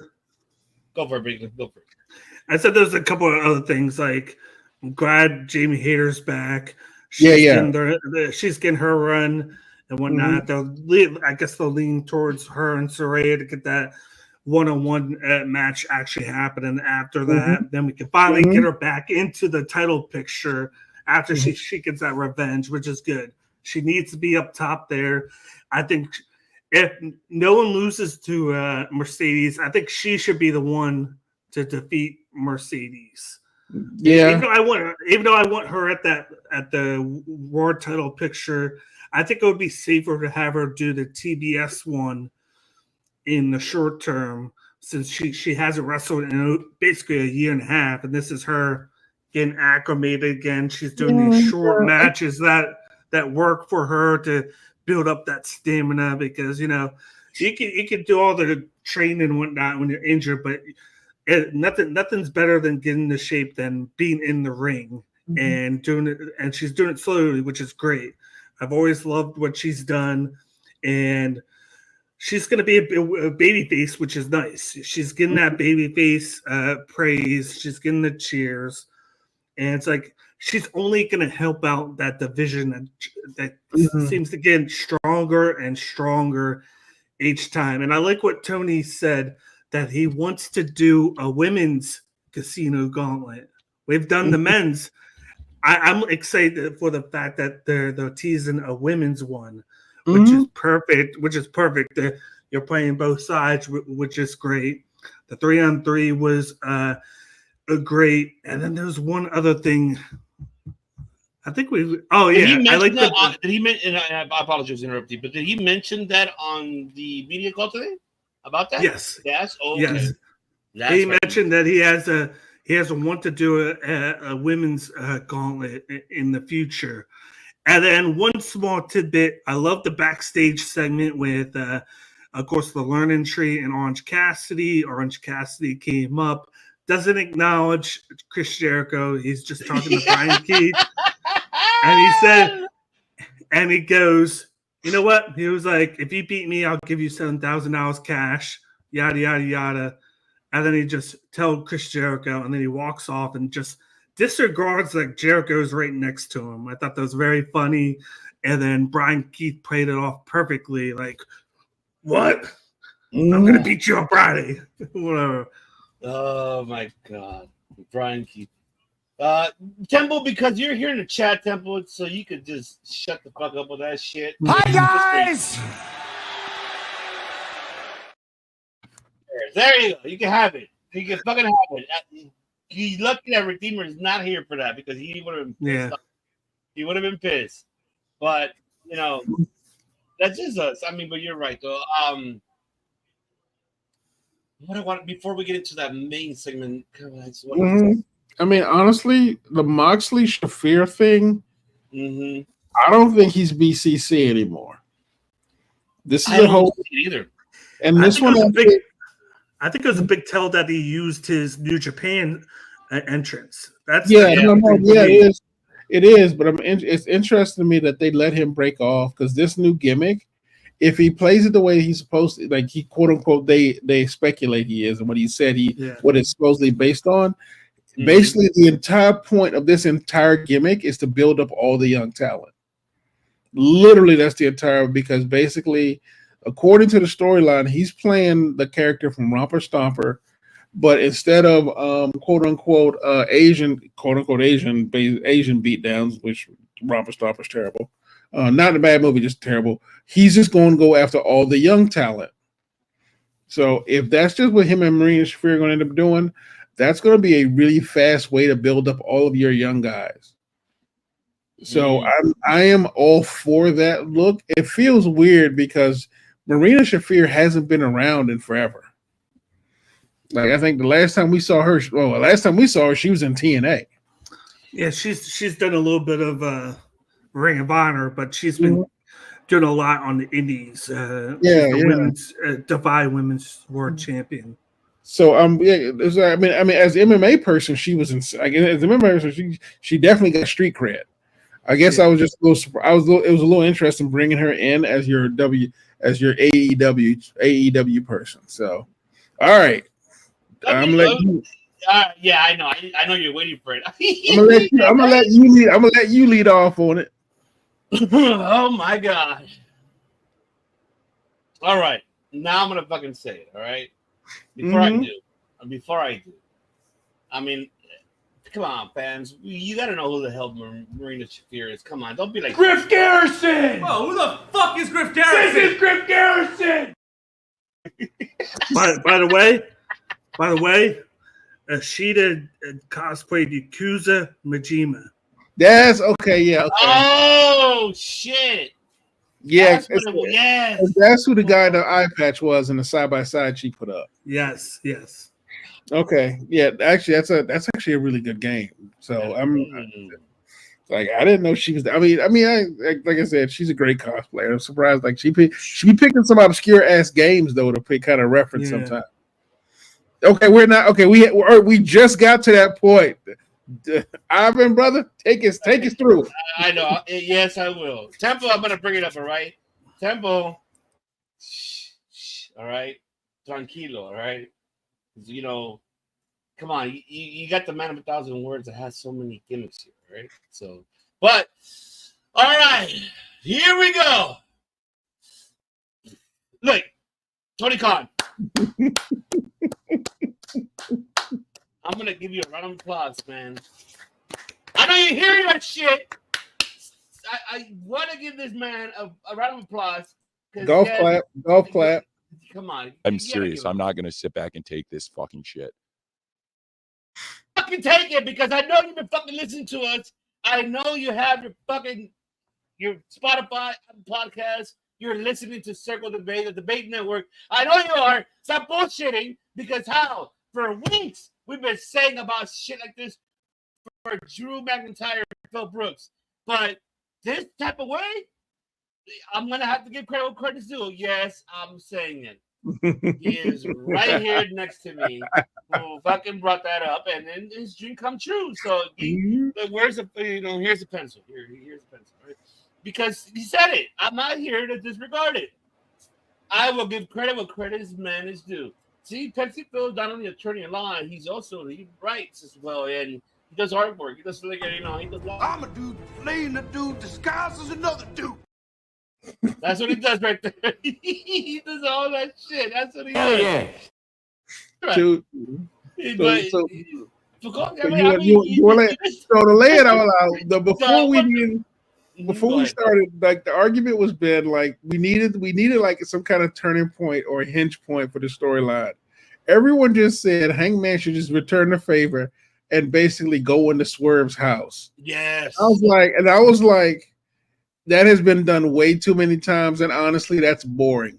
You have to do it the Chicago way. If they pull a knife, you pull a gun. If they put one of yours in the hospital, fine. If he breaks into your house, set his on fire. And that's what if you want to make, because Hangman made it personal. Because if you think about it, at the very beginning, they laid that groundwork going, I bought my family home back with it, and then Hangman shows up. Literally the end of the show, because they bookended it beautifully. Because we actually thought after they made the announcement about the new contract with Swerve, which fuck you, Meltzer, and your comments, that was for you. But seriously, fuck you, man. Fuck you. Talk about it's gonna ruin the business. Yeah, great wrestlers gonna get paid what they're worth finally. Go fuck yourself. So, but what ends up happening? Is that what he said? He basically said Swerve getting that kind of money ruins it for the rest of the wrestlers and ruin it for contract negotiation for everyone else, and that Swerve should not be making that much money. Is that what Belcher said? Fickle. They're fickle. That's the gist of what he said. But honestly, I'll get myself to that when you finish. I understand. But honestly, we were all worried that they couldn't capture the fire of the original beef between Swerve and Hangman. Well, they just got the fire back, literally. Hangman did this. It was probably the best promo I have ever seen out of Hangman. And that is not to be an insult to him. It was probably the most hardcore promo I have ever seen in a very long time. He did a great job with it. He made it personal. He felt mad and he felt like he needed vengeance. And setting that man's house on fire was probably the best way to do it. And that was from a storytelling perspective, yes. Because Hangman just went, that cage match just had a whole new layer of like, go fuck yourself kind of issue to it, which I was excited about because I was worried that it was going to be a boring, and I'm like, oh, I guess he just found the next gear for that one. So, I think that, and again, I would say that might be one of their best promo segments too. I'm gonna wait on it. Man of 1,000 words. The floor is yours on that one. I know you. I've been hearing to hear what you got to say about that. It's been brewing for months. This whole thing, it's been brewing for months. Hangman said, was it 2 months ago, that he's never going to forget it, and he's going to make sure that he burns Swerve's word to the ground. He said that. That's what he said. Somebody pointed out on social media today, pointed out that when you watch his new entrance video, it's fire and it's a house burning on fire. So it's a good symbol for what he just did, because he has this vengeance ever since everything happened with Swerve going into his house when his family was there, and while he was gone. And he goes, you were there when my pregnant wife, I was there in the car. Now I'm here at your house after you just bought your childhood home. I had a happy moment. I was having happy moments, and you ruined it. Now I'm going to ruin your moments now. A tick for tack. And that's what it is. And in his head, he's justifying everything. He's still coming out of the babyface tunnel. He still feels like Swerve is the one that's in the wrong here, which he kind of is, if you think about it. and then but the fans always root for the bad guy. They root for the edgier guy.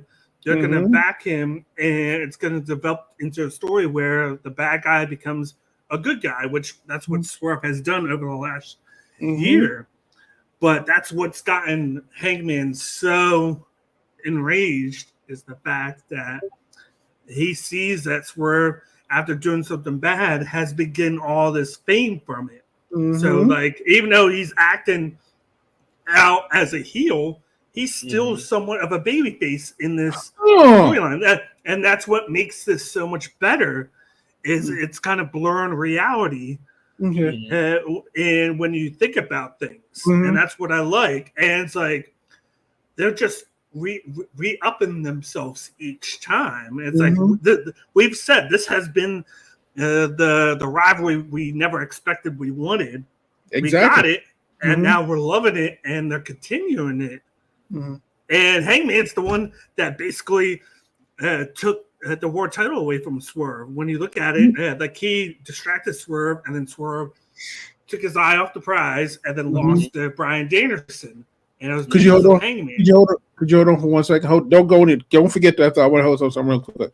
This one is courtesy of Temple. Apparently, according to Sportskeeda, John Moxley will no longer be a part of BCC. Apparently, him and Shafir will be forming something called the Conspiracy. And apparently, I think Bakley, you called this one. Mercedes Martinez will also be in there. So I think, and they're talking about adding some free agents as well. And honestly, I think that's Sami Callihan's entrance right there. I think that's where they bring in Sami Callihan. And like Temple, and this is like Temple sent this to me right now, so I'm gonna give it to him. So I appreciate the heads up, Temple. I know. Thank you, man. Thank you, Temple. Thank you. So okay, all right. I'm sorry, Blake. You're good. I was towards the end of it anyway. They're doing a great job. Just the footage, like just the still of Hangman sitting there with his glass, with his foot on with his boot on top of his knee, while the house is burning up in flames. So here's my. I was like. I thought he was going to catch on fire. That's how close it looked like. Too. Oh, I know. Yeah, right. So here's my question for the both of you. Do you think this Hangman comes out without Swerve? Like, do you think this character could have come out with someone else? No. Because honestly, at this point, if you think about it, Swerve basically helped Hangman find a new voice. I think they helped each other out. Because I think it was a case like Swerve was going to be Swerve no matter what, but I think this took Swerve to like superstardom. This whole thing, and Hangman has found that new nuance to his character that has delivered on a different platform. Like we're like, okay, Hangman's good, but like he needed like Kenny to bring that out. Maybe it's just like something with Hangman, and Kenny made him step up. But this whole thing has made him everything, like just on the mic, how it comes out, just like being this heel, because before he was a babyface. Now he's like a heel, acting like a heel, but he's already a babyface. It's like those are when you know a guy gets it and he's starting to get it because of what he's doing. Yeah, and because I was thinking about that, because I was like, up until Swerve, Hangman was good, but there was always that question of, can he get over the hump? Can he be the guy?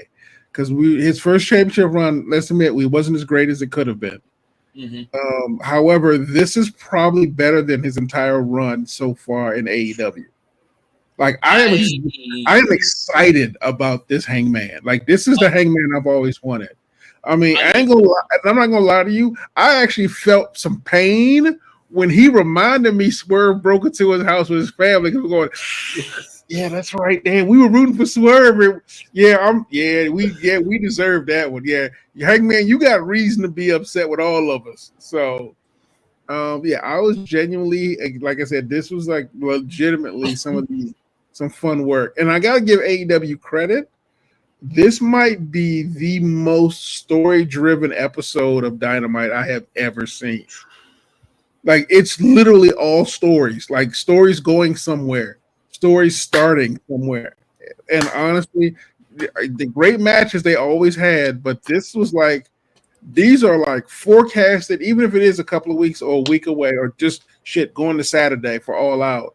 It is literally the best forecasted storytelling I've ever seen they've done, and I don't mean like one person with story. I meant like an entire show of stories is what I'm talking about. Like, because it's not enough for just one main eventer to have a good story, but I mean like the actual entire card had a great story for that night. Which is why I think Dynamite went so well. So this is such good shit.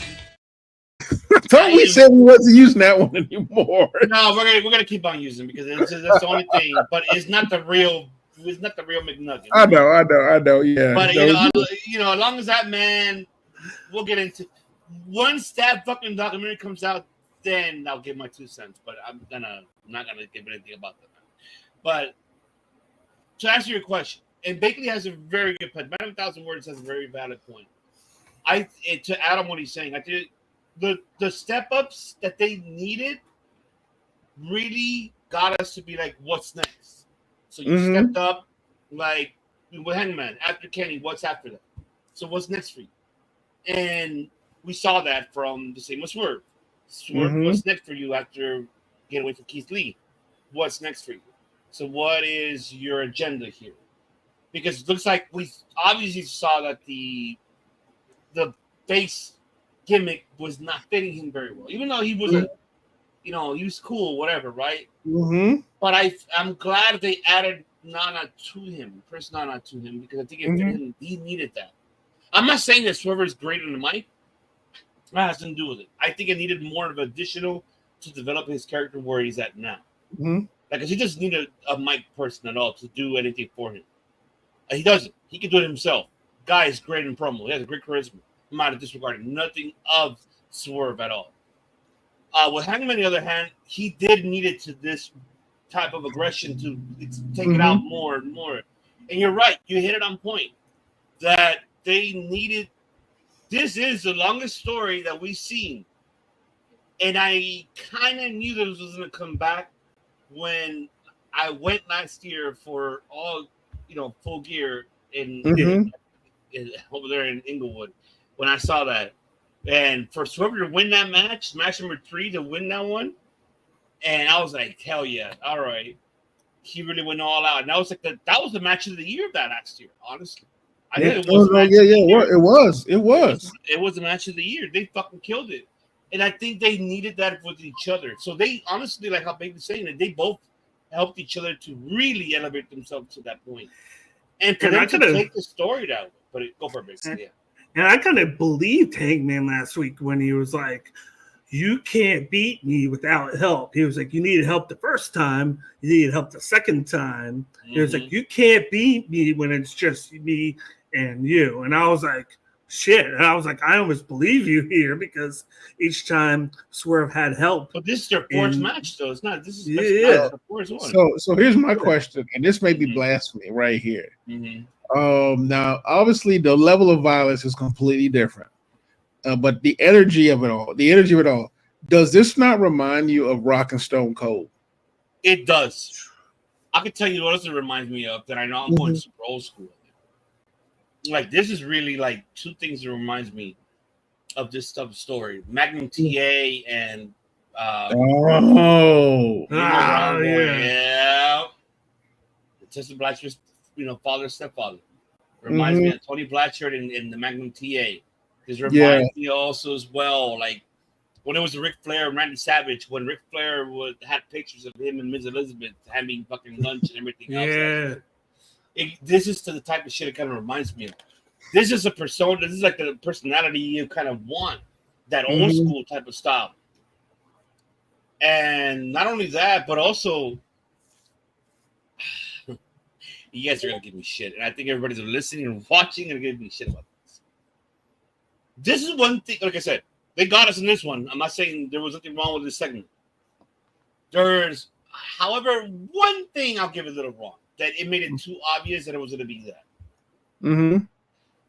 If it would have felt more real if Swerve would have posted it on his social media like, hey, what's up, guys? Look, I just got my house, make it more realistic. Not posting on fucking I understand what you say. I understand. You get what I'm saying? Because if from there, it was given too fucking easy that he was going to do that Hangman was going to do some kind of shit at the house. Well, when they replayed it on Dynamite, I was like, something's happening. I was like, something's happening. I'm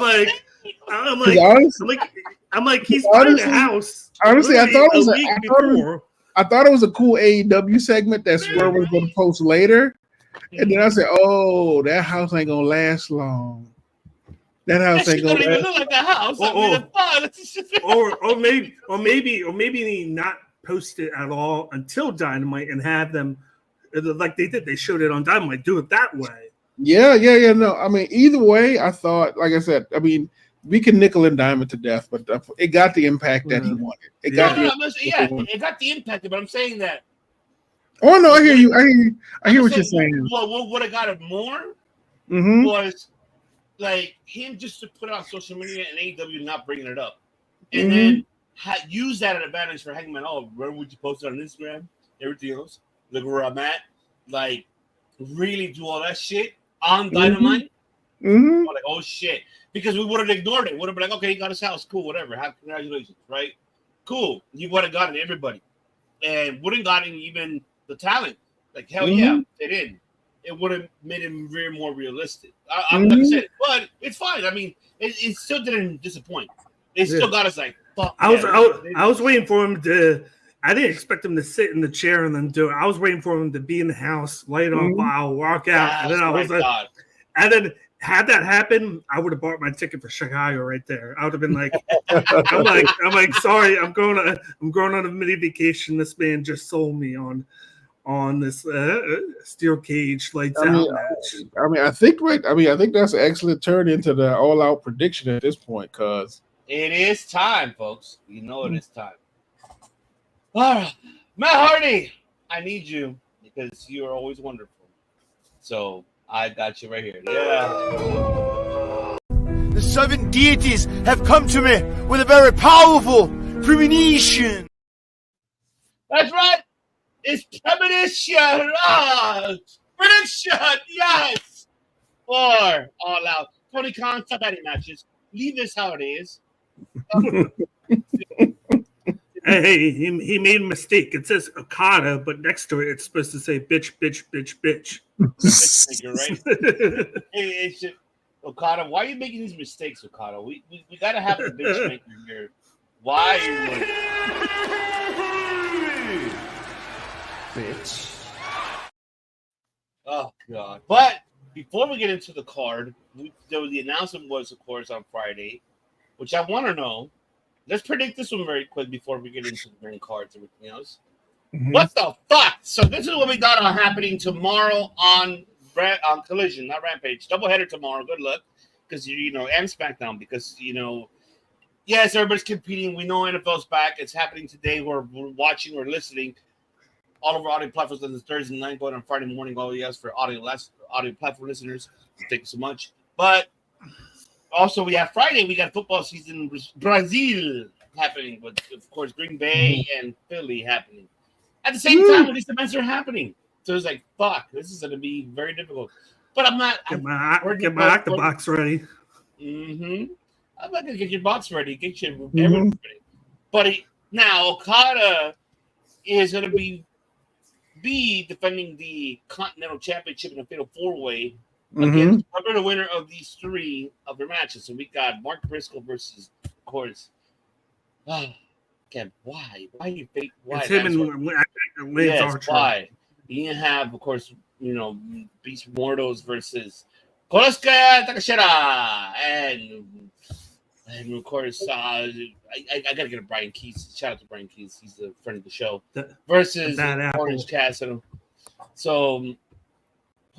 Who do you see, gentlemen, winning out of these and advancing? And who do you see winning out of that fatal 4-way? So, man of 1,000 words to take to you, brother. Who do you got? Who's going to advance into that?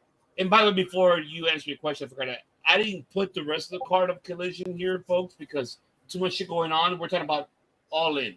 Because I know we got Deonna Purrazzo, and who's she facing? Deonna Purrazzo? She's facing Kushida, right? Hikaru Shida. Yeah. Oh my God, stupid. I don't get it either. But whatever. It is what I digress. I'm gonna hold myself out because if I digress, I'm gonna get upset. I'd rather just fucking not say shit because I'm gonna say bullshit Tony Khan, and I've been holding not to say anything about it. So I'll hold myself. I'll behave. But yes, what do you got, brother? Take it away. The floor is yours. Yeah, so I got Orange Cassidy winning. I got Takeshita. I think Takeshita is probably the unanimous. He's going to advance. And then, you know what? I think Lance Archer advances. I think they throw us a curveball with that somehow. And he advances. Because I think having Okada with 3, I guess 2 baby faces and then Takeshita, you don't really know what he is right now. Because to me, he's my baby face. But so I think those advance. I think Okada retains, but you get the start of a nice storyline with Okada and Konosuke Takeshita. Ooh, that is wonderful. I fucking love you. Jeez. Turn it off. I agree. Go ahead, baby. We were going to. I meant to say that's why I think they made it a fatal 4-way because they want to do this, but then they want to have it progress. I think it all leads. I think it all leads to a Takeshita run against Okada. I think honestly, at this point, Okada can let the Continental go. Takeshita needs a belt. He's in the right place, right time kind of situation. And I'm hoping that hopefully that we'll get the Takeshita that we want, who actually gets a belt and actually gets the title that he deserves. Right now, the only other person it could be is Orange Cassidy, and that makes no sense because Orange Cassidy does not need that damn belt. Like, I mean, God bless him for the international, the work he did with international. But the long and short of it is that the only person in that grouping who really could, who would need it, but also would benefit the belt would be Takeshita right now. Because I feel like Takeshita would be a fighting champ, and with the Don Callis thing, it'll be very interesting to see how they treat him with it. I mean, but truth be told, it could also be a thing where it's Takeshita. Oh, what happened? He went down. Why is everybody going down today, folks? This is what happens. They want to hide me behind the wrestlers now. They got everybody going. Hopefully he'll come back. But no, I think, you know what? That you're right. Like them mentioning and seeing the Okada and seeing Konosuke eye to eye after the Fletcher match. Which I still feel like if it should have been a draw. It would have saved at least fucking Fletcher or at least something. But seeing Konosuke and seeing that, I'm like, oh yeah. Oh, seeing his rise, like how he killed it, like he was the MVP of the G1 Climax. He killed it there. He came back now. He's doing all these indie shows. He's going to be on Scott D'Amore's Maple Leaf Pro Forged Intelligence shows, doing double duty. He's on the rise now, and you want to catch him now while he's going up to get the most juice out of it. And Kazuchika Okada is the perfect person to keep him going that way, win the title off of. That's a name to put. And then he said all along that Okada is a guy that he wants to wrestle. He wants to have the experience of being in the ring with him. He wasn't able to in New Japan, but now he gets that chance in AEW. And I'm wondering, like, this whole thing where he's still Don Callis, but he's kind of doing things on his own now. And I'm intrigued by that part of Takeshita, but like, this is your guy now. This is your Japanese guy. Like, so with you what you're saying. You're right, brother. Give me what I want. Give me what I want. God. No, you're right. You're fucking right. Because you know what? I mean, we talked about it when we did the G1. You know, this is really, I think, and you can correct me if I'm wrong. But I feel like that kind of, he needed that type of really elevation away from AEW, because there's too much shit overwhelming AEW for him to do anything. Yeah, like which they were given a chance, but I don't know why the fuck they didn't really give. They should have been him right now for this Continental at All Out versus Okada 1-on-1. Why the Fatal 4-Way unless they're saving it for all for Grand Slam? No, I was going to say, unless they're saving it for Wrestle Dream. Maybe you're right. Maybe for Wrestle Dream. That could be the case here. This is the beginning of, at least I'll give them credit. At least they're trying to learn how to build a story, how to do it between them. Because they started at Dynamite with them looking at each other eye to eye. And Okada, at first I thought they were going to save it for Wrestle Dynasty in January, but then I have other plans for him on that with somebody else that he's feuding with. So, Gabe Kidd. Oh, I know. Oh, God, that kid. Oh my God, what can we say? This is, oh my goodness. This is gonna be. Well, in the meantime, I'm gonna do this very quick. But for me, on this one is hard. I mean, I see Okada retaining. I don't see him I don't see him losing this one. Do I see Mark Briscoe advancing. I see Orange losing here. Ooh. Have Brian Keys to advance. And then having let's see, I'm just trying to activate my, I've been doing this layouts for too long. Jeez. I can't be doing layouts after layouts, folks. So excuse me while I'm doing this. I'm just trying to make sure I get this right. Master. Yeah, I just got to make sure. So that's what I got to do here. Oh, I hate doing this. All right, let's see. Right, now we got this. Okay. All right. So we got that going. Let's see. Okay. All right. There we go. Perfect. We got to turn the camera on this one. Jesus. No, what the hell? You see what I mean? Jesus. Folks. This is what happened to Wi-Fi went down today, folks. I'm just trying to get everything ready here. Just trying to.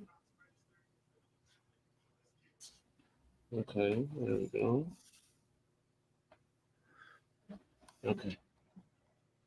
Listen, we're having issues with this. Oh, whatever. It is what it is.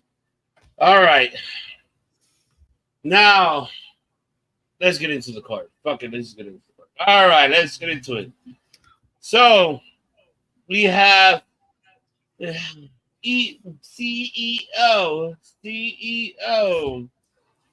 Hikaru Shida.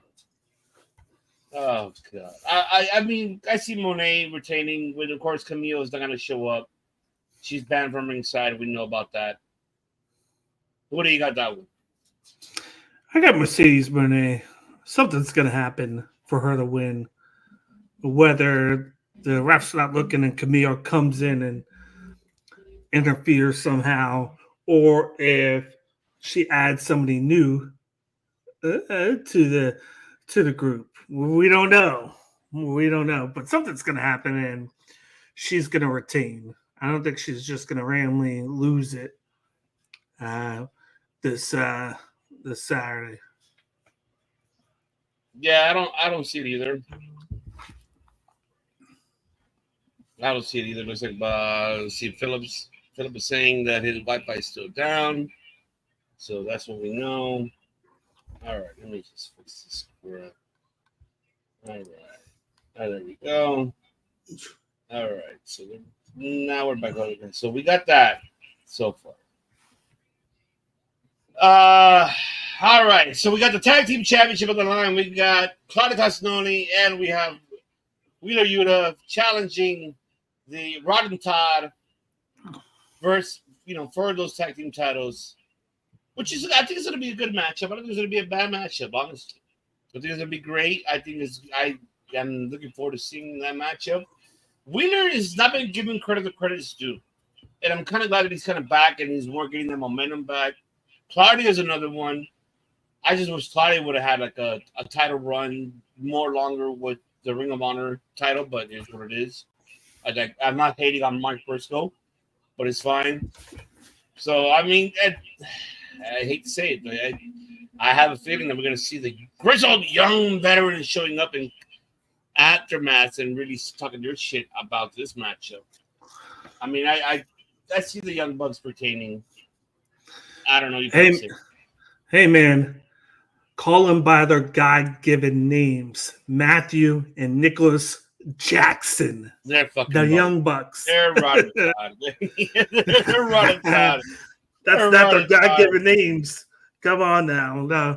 No, I think they retain. This is the perfect situation where it's kind of like a win-win because even though Yuta and Claudio lose, they still have the trios titles to fall back on because they're the champions, but they get this extra exposure that they're getting because they've been killing it lately. They've been, just like you said, I'm a little biased with Wheeler Yuta because he's a local guy, and him and Drew Gulak have a wrestling school around here, so I've liked him since he got into AEW, and he's been putting in the work, and he's come back from injury, and he's been almost on every single show lately, and he still does Ring of Honor.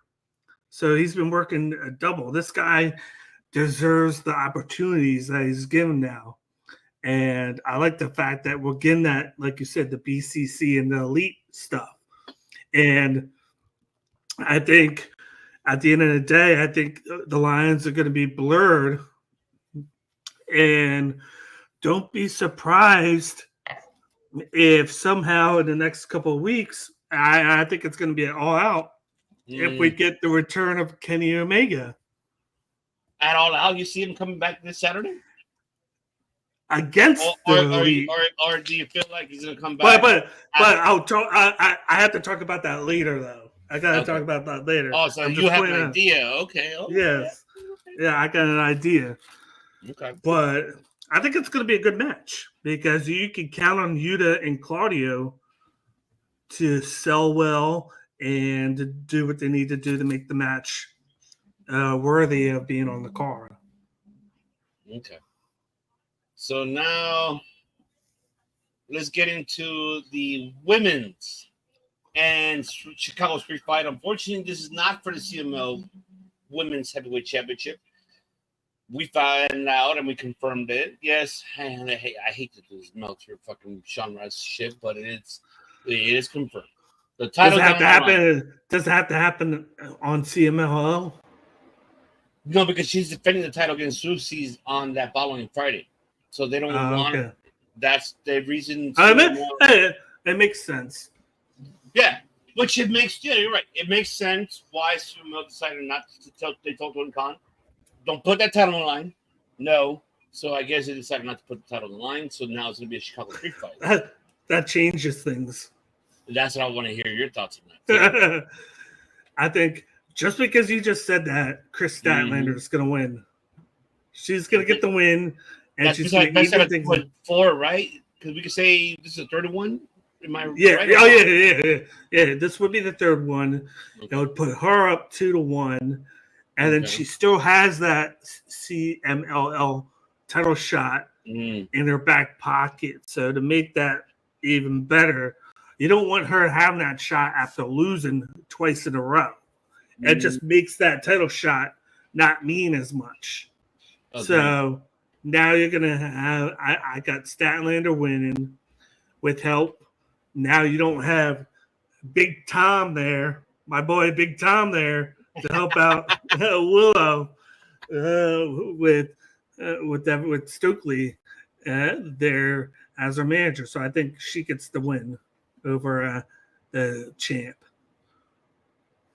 Yeah, and I feel the same way too because now ever since the title's out on the line, so now I feel that this is going to be Statlander's time.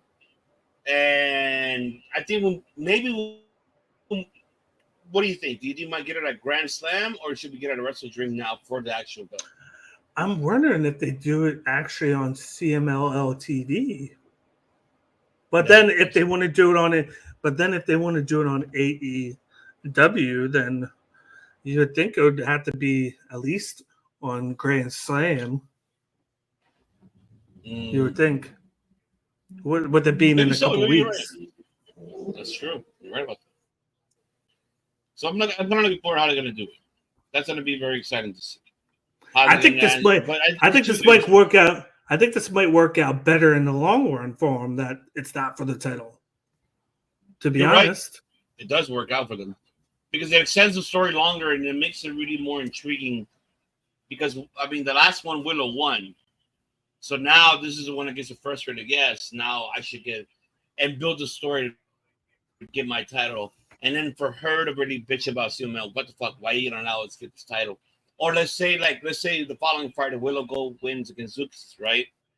Yeah. And then she shows up after and beats up Willow and say, this should be my title. I beat her. Like build that type of story. Heading into either Grand Slam or heading into just a random thing. Don't you remember a year ago when we were talking about how AEW didn't do more than one women's storyline? And here we go now to the present time, and we got 3 or 4 women's storylines going at once. Because he's fucking listening to us. That's what it is. He's been hearing our digression about this shit. So I know you're bullshit, Tony Khan. I know you're hearing us. I know you are. I know you're hearing our bullshit. I tell you. You're hearing them out 1,000 words of myself telling you this shit. So I already know that shit. You can't come here telling us you have it. So I know that. That is for sure. And then we got a Dan Garcia and JF.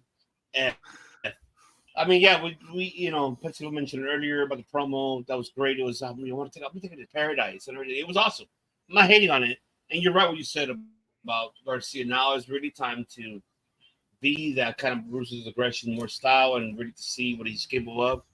I mean, there's all fun and jokes with the dancing, but the promos they fucking did on Wednesday was like shit. You talk about his fucking hairline. You talk about his fucking ex-girlfriend. You talk about his current girlfriend. You talk about he has a small penis. So now talking about this man's mother. I think all of us know that when it comes to talking mothers, you will really beat somebody's ass for that. And of course, I don't have to say that about my 1,000 words or myself. You ever mention our mothers, we will beat your ass because it doesn't happen. I don't give a damn. Never ever mention my mother because then you get your ass whipped. Then suck a big old bag of donkey dicks. Not only that, because you're gonna get this. Fuck yeah! Coming again to save the motherfucking day, yeah. You're gonna get that from us, baby. So don't do that. But this promo was really, and I love that. I think this was really the best promo that I've seen from Garcia in a long time. I mean, you can prove I'm wrong, lately. I mean, I haven't really seen like a promo that I would expect him to go this deep. This was deep shit. Yeah. So I mean, usually he wasn't the guy that was doing the promos. Yeah, right. Yeah. Usually it was Daddy Magic that was doing the promos. Daddy Magic was the one talking for him or somebody else. Now we're getting full-fledged Daniel Garcia on the mic, wrestling. We're getting the full package with him, and he's put in the work. He made us believe in what he was doing. I believe. Yes, that's right. And at the end of the day, like, you want to believe that he's gonna win here. Like, this is a toss-up for me because it's a hard one, right?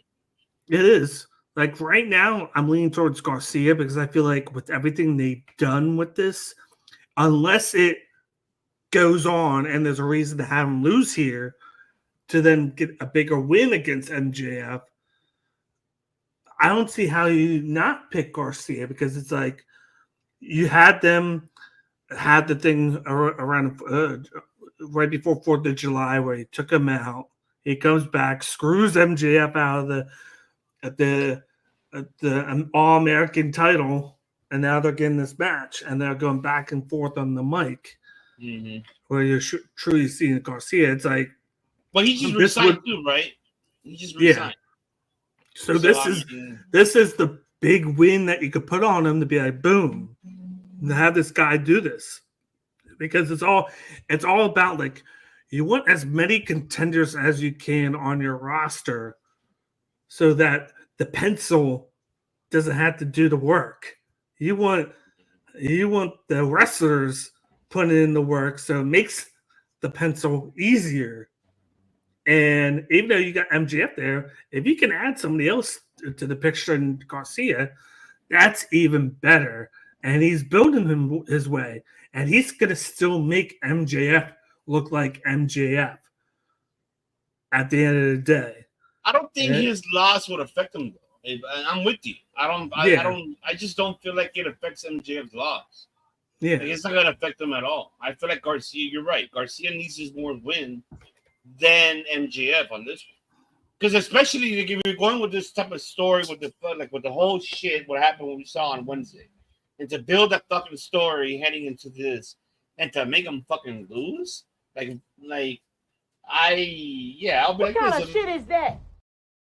Yeah, I'm just saying, I'm with you, but I'm not disagreeing. I'm just like, man, I just hope this will be the best match of Garcia. Because we really haven't seen the best. I'm not saying that his match was not great against Will Ospreay. It's just that he needs, how you said, he needs this kind of momentum to, okay, now can we say that he deserves now a rematch for the international title after that? Can we say that? Or what do you feel? That's what would be nice if that's where that would come from. Is that, like, you want something to come from this, like, and then you can move MJF to something else, or maybe you continue this. Like, I wouldn't mind this being another thing, kind of like Hangman and Swerve, where you got another storyline that just goes on and on. You don't know, but you got to see how they go, how the chemistry is in the ring first, because right now you're seeing something good from them with the promos and with the attack that started all this, but it's not going to mean anything unless they can put the work in and make it look like $1 million in the ring. So that's the big thing, heel. And I think he can, because he is a technical guy, and it's just, we got to see how he works with MJF. And I'm hoping that they can create magic.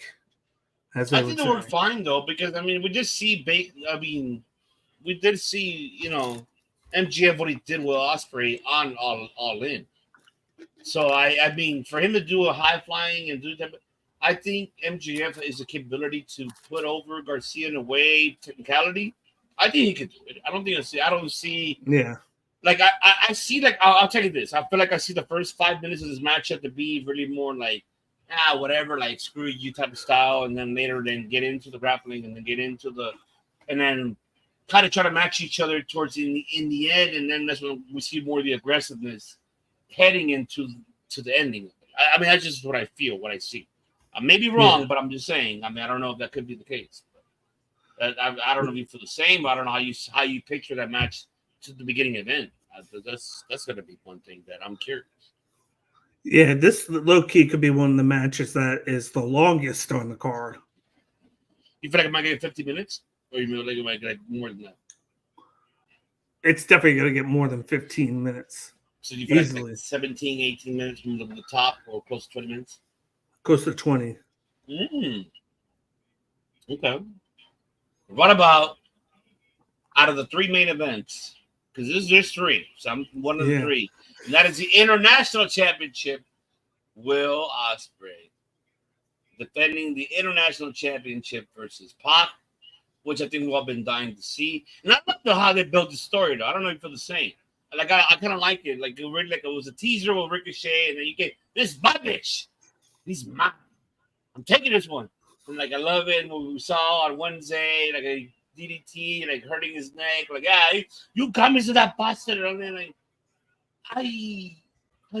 I'm glad to see this version of Pac. I think we've been wanting. It's been a while since what? Could we? And correct me if I'm wrong. It's been a while we haven't seen this since him and Omega when they first started their first feud, because he was kind of the same with Omega, if you remember. So it's kind of almost similarity in a way, because the aggressive. I'm just talking about I'm talking about the character of Pac, the way how he is. Yeah. And I think this is I don't know if this could be the match tonight. I think it could be. But it's just like, man, even this is a tough one, but I still will pick Ospreay because I'm, and we go way back. Well, fucking Ospreay, come on. Doja Debate, folks, right here. Doja Debate's coming back. We got a lot of shit to cover, and that shit, I tell you that. But break it down, brother. And man, did they make us forget about the whole? Is Pac in his title shot? He won a #1 contendership. What are they doing with them? Man, did they make us forget about that the last couple of weeks? perfectly with the way how they're like, okay, we'll have him win the trios title, and then he'll get it at All Out, which that worked out, so they could put in 2 rivalries at once. But I got Ospreay. Ospreay easily retains. It's going to be a great match. Pac is in it. Pac is still a trios champion, so it was kind of like with the tag match. It was a safe plan per se, where it's protecting Ospreay as the champion, but it's going to put in a great match because whenever Pac's in there, that match is going to be great because he works well with almost anybody, and he still gets his moments that he's been waiting for because he hasn't been wrestling like the last couple of years. He's dealt with a lot of adversity with like visas and I think now he's finally getting his foot in, and I'm intrigued to see what he does going forward with the BCC.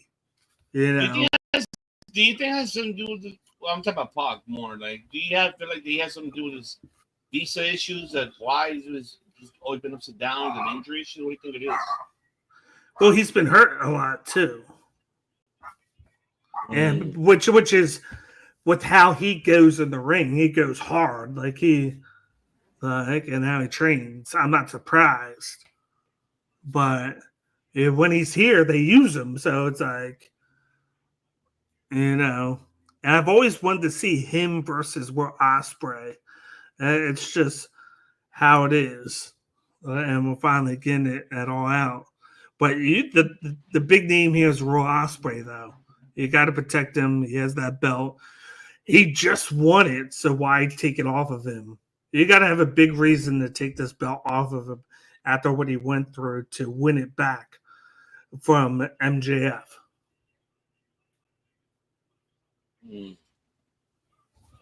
Oh, what's going on, Chef? Just watched. You already just watched it? We way ahead of you. We already finished that. Oh yeah, I am with you on that. Shout out to the Chef Brian Cook. What's going on?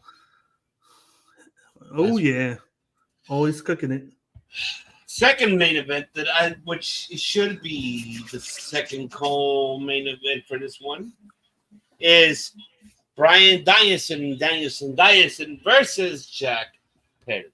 Cry me a river. Well, you better cry a river here because this guy said he'll kick your fucking head in. So you gotta be careful with that, son. I mean, shit. This is the one that I think is gonna help more Jack Perry on this one. For Brian, this is just like whatever. But the thing is that I feel after that matchup, we're gonna see Christian Cage coming out and then claiming his fucking title run, his title fucking contendership, either at Grand Slam or either at Wrestle Dream. I don't know how they're gonna do it. I hope Nigel doesn't get involved in this shit. It's too soon. Leave it how it is. Or I see the Young Bucks getting involved, and then we see BCC coming out and make the save. Maybe Pac. I don't know.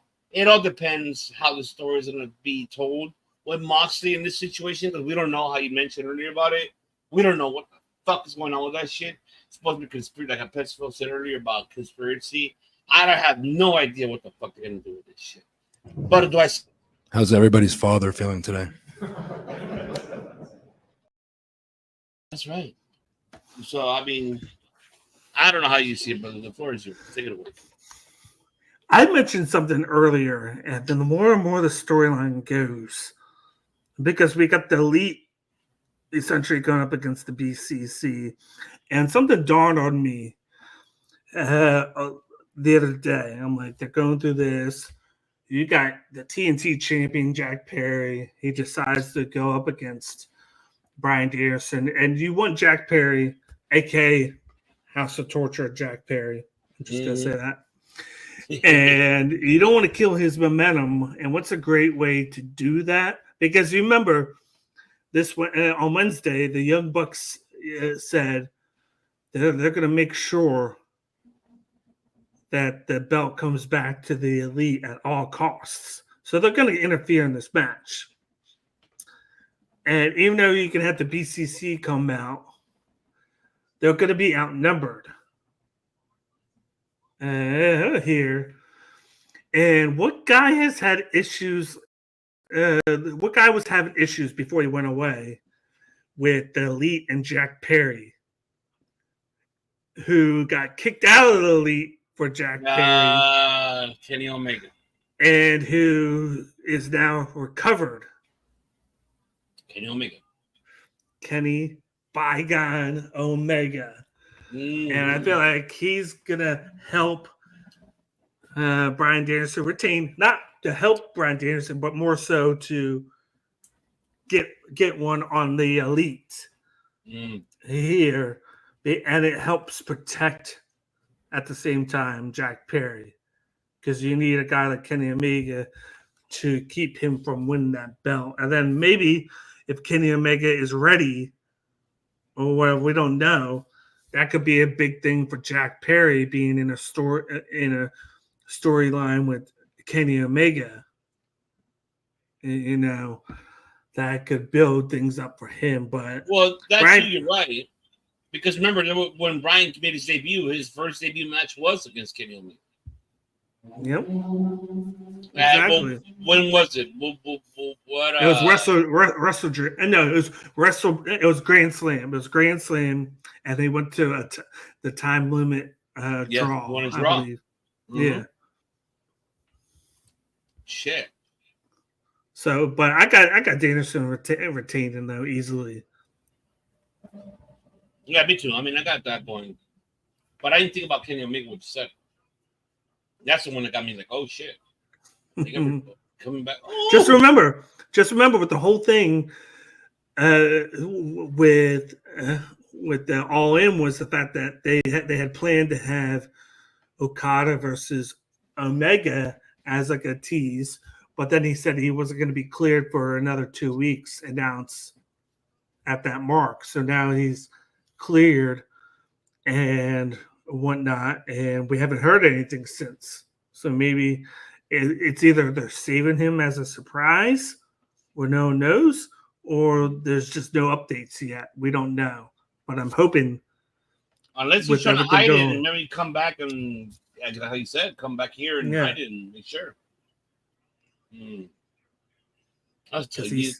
Because he still has that EVP power that he gave to Christopher Daniels. That is right. You're right about that. Oh man, that's a tough one. And this should be the main event. Might as well. Right here, the cage, baby, the cage. Burn it to the ground. That's right. The rage in the cage, penis in the anus, everything. How the Rock was saying. The following program is rated TV MAL. It contains strong language and is intended only for mature audiences.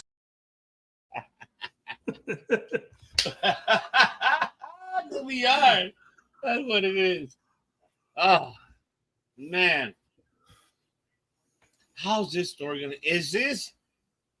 After everything what we discussed about earlier on Dynamite, could this be the story? Could this be the ending with this story here? Could this ended here when it comes to that story? Would it end here? Or do you see it continue at all? I mean, either we're going to go Rage in the fucking cage, sponsored by Violence, the Violence Network, BN. Love you, Chef. You're the man for that. Can we see that? I mean, I don't know. Where do you see the finish line of this story? Holy shit! This is tough because you could either go, the finish the story is to have Swerve win the match with no help because of the cage, because technically, like I said before, Hangman was like, you have never beaten me without any help. But that you could just do that in any regular match. So it's like, but then why would you build up Hangman so much of late just to lose to Swerve? Unless and then it's kind of like, and then the only way you continue it is the fact that you had help, this and that, because that's been his way of continuing this feud in his head. So part of me feels like Hangman's going to win. Man, it's just tough. It's tough with how they booked it. They booked it so great, but it's like the end process is always how do you get them back to another match. That's how good it's been. It's like it's not where it's going to take them after this. It's how is it going to take them back to they see each other once again after they're done. It's like that's how good they've gotten us with this. It's like we want to see it again. But this has been built around the houses being broken into or burned down, and then Hangman saying, "You have not beaten me on your own. The one time you tried to, we fought to a 30-minute time limit draw. So you still haven't beaten me, and I have beaten you on my own." So it's like, damn. So I'm leaning towards Hangman. You get Hangman winning somehow because I think you could get it back. Maybe if he does something dirty or some dirty tactics, it could lead towards, like maybe Swerve going off the deep end, a back or something like that.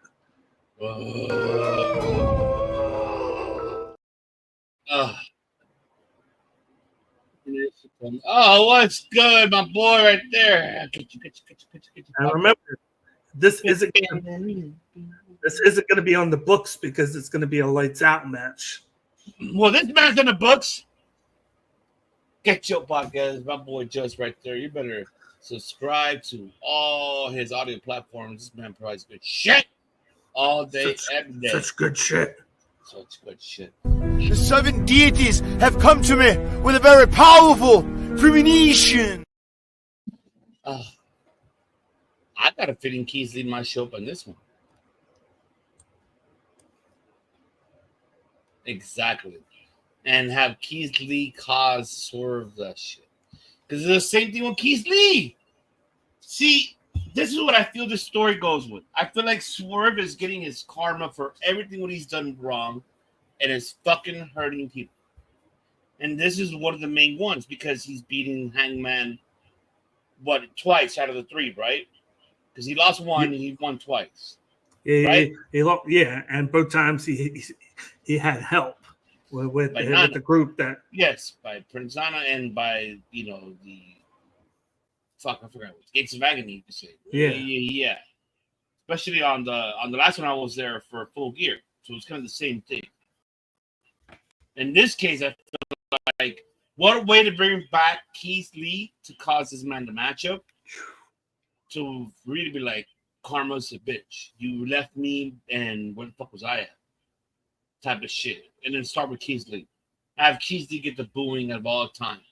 And then Hangman going after Bryan Danielson for his shot. I want my shot. I beat this man already. I want my shot. And then have, let's say, Swerve and Keith Lee, they have their matchup. Swerve wins somehow. But then he interferes still on Hangman's matchup, causing him to match with Bryan Danielson at Grand Slam. Which I forgot that Darby won the title shot, right? Didn't he win the title shot? Okay. Mm-hmm. So, I mean, it could be the case here in this one. I'm just saying. I mean, I don't know. It's a tough one. This one's really honestly tough. It is a tough call. But it will be surprising to see Keith Lee because they're like, what the fuck? Where did Keith Lee come from? And Keith Lee's here. That could be the case here. I think somebody else could come back, and I didn't think of it for another, but that's another match. No. And I don't know why. I was thinking I could see in the MJF Daniel Garcia match that Adam Cole could come back. Because him and MJF. Yes, I see that.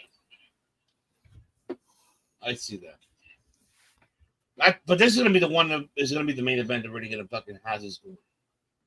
And this is the one that's going to be like, how the fuck this match going to determine? That's how it is. Yes, we're Mark. You fucking Mark! So what? But I don't know. I mean, do you feel the same way? Like, do you feel Keith Lee might get involved in this one? I could see it if he's still with the company. You know, we don't even know what's up with him, but that'd be a perfect way. Like, they always get us at All Out. All Out's always the one where they get us with these types of returns and whatnot now. So that'd be perfect, like you said, like as Karma against Swerve, even though he's like a baby face to the fans. He's getting his upcomings for the stuff that he's done before he became a babyface as a heel. What, like, the Gates of Agony left him because they felt like he got too big for him. Then you got, of course, you got everything going on with Hangman, and then you would do Keith Lee, how he turned on Keith Lee and went on his own and whatnot. That'd be a good like full circle. A couple of years later, like the kind of almost like the last thing of Karma against Swerve. This would be a tough one. But what can you say is going to be the match of the night, though? Damn. Ooh. Well, it's hard not to go with this one because of all the matches they've done. And like the emotion that's poured into this. But then I was going to say either this or MJF and Dana Garcia. I think so too. I think it's going to be the one that's best storytelling. You're right about that. Yeah. Oh, wow. This is going to be a tough All Out, folks. And make sure you tune in here because we're going to be here for the watch along on Saturday for All Out. And make sure you tune in, folks. That is right. But, man, it is that time, folks. It's hot. It's 100 and fuck, man. Yeah, because, California, baby. It's about 101. It was 108 earlier this afternoon, even as nightfall. And, fuck, I feel like it's 101. Shit. I can't have the AC on because if I have the AC on, fuck, it doesn't reach into the office. Two, I know it's barely fucking 8 o'clock my time. It's 65. It's 65 right now here. Aren't you lucky to have that? Aren't you lucky? That's what happens when you get 4 seasons. Shit. You fucking Mark! Damn you! See, that's what you get. That's what you get. At least you don't get none of this shit. You don't get this one right here. I got a lot of my favorite ones here that I enjoyed that I actually got today. Better send me clips or wants clips because this one's my. I think it's my favorite. Griff Garrison. Oh, who the fuck is Griff Garrison? This is Griff Garrison. Love that one. Yeah. Oh, man. 73 out here. Chai Town. Good for you. Good for you. That should have been. It should have been me. It should have been me. I'm afraid I've got some bad news. I knew it. I love when he does that.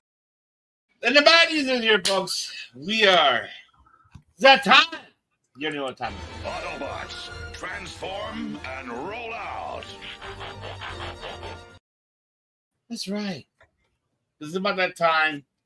But we'll be here on Saturday. So you already know you guys follow us here and join us here for Saturday for the watch along. Alongside what Game Breaker Sports. We're going to be having the watch along on all social media platforms. You will catch us here for that. I won't be here, but I mean, I have my reasons. If I say it here live, that I'm going to get my ass kicked. I'd rather not say it. I know you're watching, honey. I know you're watching. You're watching. But, man, are you excited for this weekend, Man of 1,000 Words? And also, let them know that we're coming back.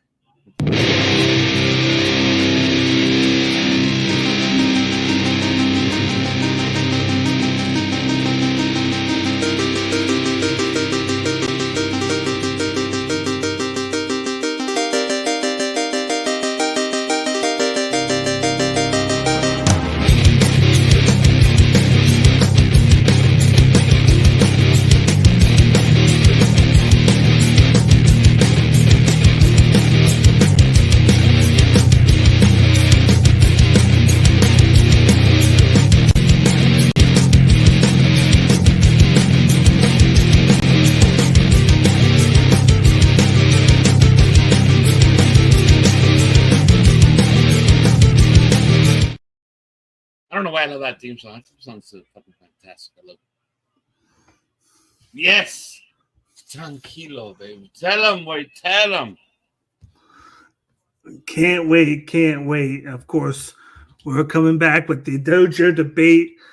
New Japan is coming back on this Saturday, of course. So we got the 20th anniversary show for Shingo Takagi.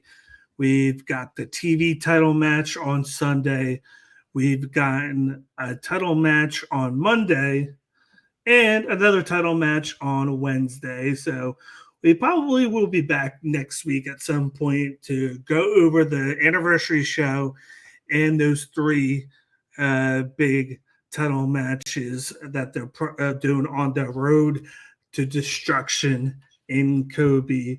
Because now we're going to be back. We've got that G1 layover is in the past now. We've got this 3 weeks that we've had off, but now we're clamoring for more Dojo debate, which you can find on the Debate Network all the time on YouTube. So on social media and everything else. If you want to get more info on that, make sure you subscribe to the Debate Network on X. You can subscribe to me as well. I'm always going to be putting all the content on my social media pages, which mine is at Cage IQ, of course. We just got the news that broke out that Yuya Uemura is going to be out for the next 6 months with a torn tricep, which sucks. He started getting, yes, similar issue to what CM Punk had. So put it that way. And he was killing it in the G1 before he got hurt in that match against Yota Tsuji. So safe recovery for him. He'll be back in the fall, but definitely keep a lookout for Dojo debates with me and Ivan, because I'm looking forward to coming back and putting out some content on my personal favorite, New Japan Pro Wrestling. That's right, folks. I'm a dude playing a dude disguised as another dude. That's right. You gotta know about those debates. Griff Garrison! Oh, who the fuck is Griff Garrison? This is Griff Garrison! Wave your hands from side to side and say, oh, I believe in Joe Hendry. Joe Hendry is so.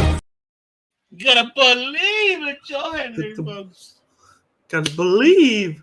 But you heard it, folks. We'll be back here on Saturday alongside with Game Breaker Sports. Keep an eye out. Till then, you already know. I'm gonna say it. I'm gonna demand of 1,000 words today. Ain't that right? Hell yeah. That's right. This man deserves it. This man is a host here on the show as well. Yes. Wonderful. Yeah, and you love it. I love it. You already know it. You tell them what the fuck do we do here? Well, we're not Griff Garrison. Sorry, Griff Garrison. I know you've been watching this. What do we do here? As the man up here, the Devious One, always says at the end of every episode, we make history. Will Over and over. make Over and over. history. Over and over and over and over.